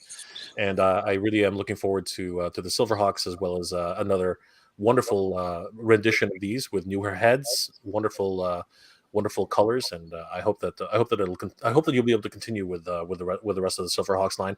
And my fingers are crossed for Brave Star. That's something that I'm totally on board for that. Here's an idea. If Brave Star comes to pass, you can do 4 different versions of Brave Star, and they're all identical. All right, so cost saving, parts reuse, just like Hasbro and Mattel do. Kenner used to. So exact same thing. Just you put a sticker on 4 different boxes with Strength of the Bear, and then the other one with Speed of the Puma. And there's no animal or anything. It's just the sticker says this one has the eyes of the hawk. Oh man, what do you think? Four like this one like that. No. We'll be fair. We'll be fair. That is so awesome, Michael. You should be a marketing genius. That's for sure. This just stuff I've seen some other companies do. All right, guys. So I want to thank each and every one of our special guests for being here tonight. Ace, thank you so much for sharing and giving us some of your time. Michael, thank you so much for being here. As always, your channel is awesome. My pleasure, man. Tom, thank you so much for being here. Again, and thank you for helping with the production on some of these figures. It's awesome. As always, everybody, I'd like to invite everyone to please definitely check out each and one of these gentlemen's YouTube channels, and of course their ramentoy.com. Tom, why don't you tell people a little bit about your channel before a little bit about your channel? Okay, great. Thank you. Yeah, I'm under Action Figure Captures, and basically professionally, I'm a photographer, and I do a lot of graphic design work and photography for musicians and models. But since COVID hit, that's kind of taken away from a lot of that. So I've been shooting a lot more of my toys and just doing a lot of photo editing of toys that I've collected throughout the years. And I was lucky enough to meet Nelson Chen, which is a friend of the channel with Jay. And he was nice enough to introduce me to Jay, and that gave me the chance to actually work with Jay and to have the chance to work with those test shop figures. And that was incredible. And I just love the opportunity, and I really appreciate that. And thank you, Jay, for that. And yeah, so on my channel, basically, if you take a look, I've got different videos up on how I do my editing and how to add effects and removing backgrounds and doing masking and all those different things, as well as I've started doing small reviews, mainly pictorial reviews, just explaining the good and the bad about the items with regards to photography and what makes them challenging to shoot or makes them a lot of fun to shoot. And yeah, that's about it. There's videos up on got G.I. Joe, Transformers, some Japanese products, a lot of the Super Sentai toys and the Tokusatsu toys. Got a lot of different things. And I also have my modeling channel up as well under Tom Payson Model Photography, and that has some shots of just what I normally do outside of the toy photography as well. Awesome. And I do believe you do have a Instagram account that you can. I do. That's also under Action Figure Captures, and the Tom Payson Model Photography is there as well. Excellent. Thank you, Tom. Thank you. Guys, also check out Michael Mercy's channel. He's an amazing retro YouTuber. Honestly, great friend of the channel. And of course, Michael, so entertaining. Love your retrospectives on so many different, action figures. The all of the great combiners. The Fortress Maximus. So many great stuff. Brave Star, of course. And since I'm just going to keep poking that bear, but Good Marshall. Absolutely. Do you have any new upcoming episodes that we can look forward to, Mike? Well, I want to use my plug time to plug Jay Bartlett's YouTube channel. Check out Jay Bartlett. He's a great dude. I love Jay's channel. Yes, definitely. He's definitely. And you know what? Missed opportunity. We were supposed to get together and do that. Talking about Transformers. That it'll happen. Oh, definitely. I'm looking forward to it. But we live in such strange times that hopefully we can get together soon. Definitely. Yeah. So, guys, definitely check out Jay Bartlett's channel. Do you happen to remember what it's just Jay Bartlett, or I thought it was called something else? Yeah, it's just Jay Bartlett. Yeah, definitely check out Jay Bartlett's channel on YouTube, guys. 100%. And of course, thank you so much to Ramen Toy Ace. Thank you for being here and giving us some of your time. Why don't you give us a little taste of what we could expect and where people can order your products, Ace, please. Well, of course, we have our website, the new revamped ramentoy.com, no S, right? Ramen Toy. And go check out the website. The early bird offers are still on, and we will extend it to the 15th as proposed. And, keep watching our Facebook page for updates. And now that we have a new YouTube channel, we'll be posting also on the channel.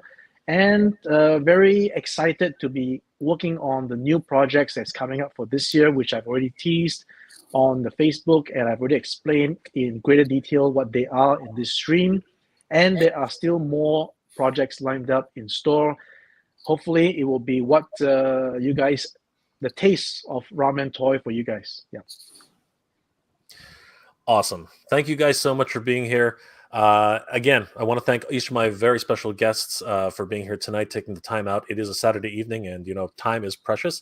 I want to thank each and everyone here who's commented. I apologize for not being able to get to everybody's comments. I did do my best to flash your comment on the screen, letting you know that we weren't ignoring you, but this is the nature of live streaming. But thank you again, guys, for all your support. Please do check out everyone's channel here.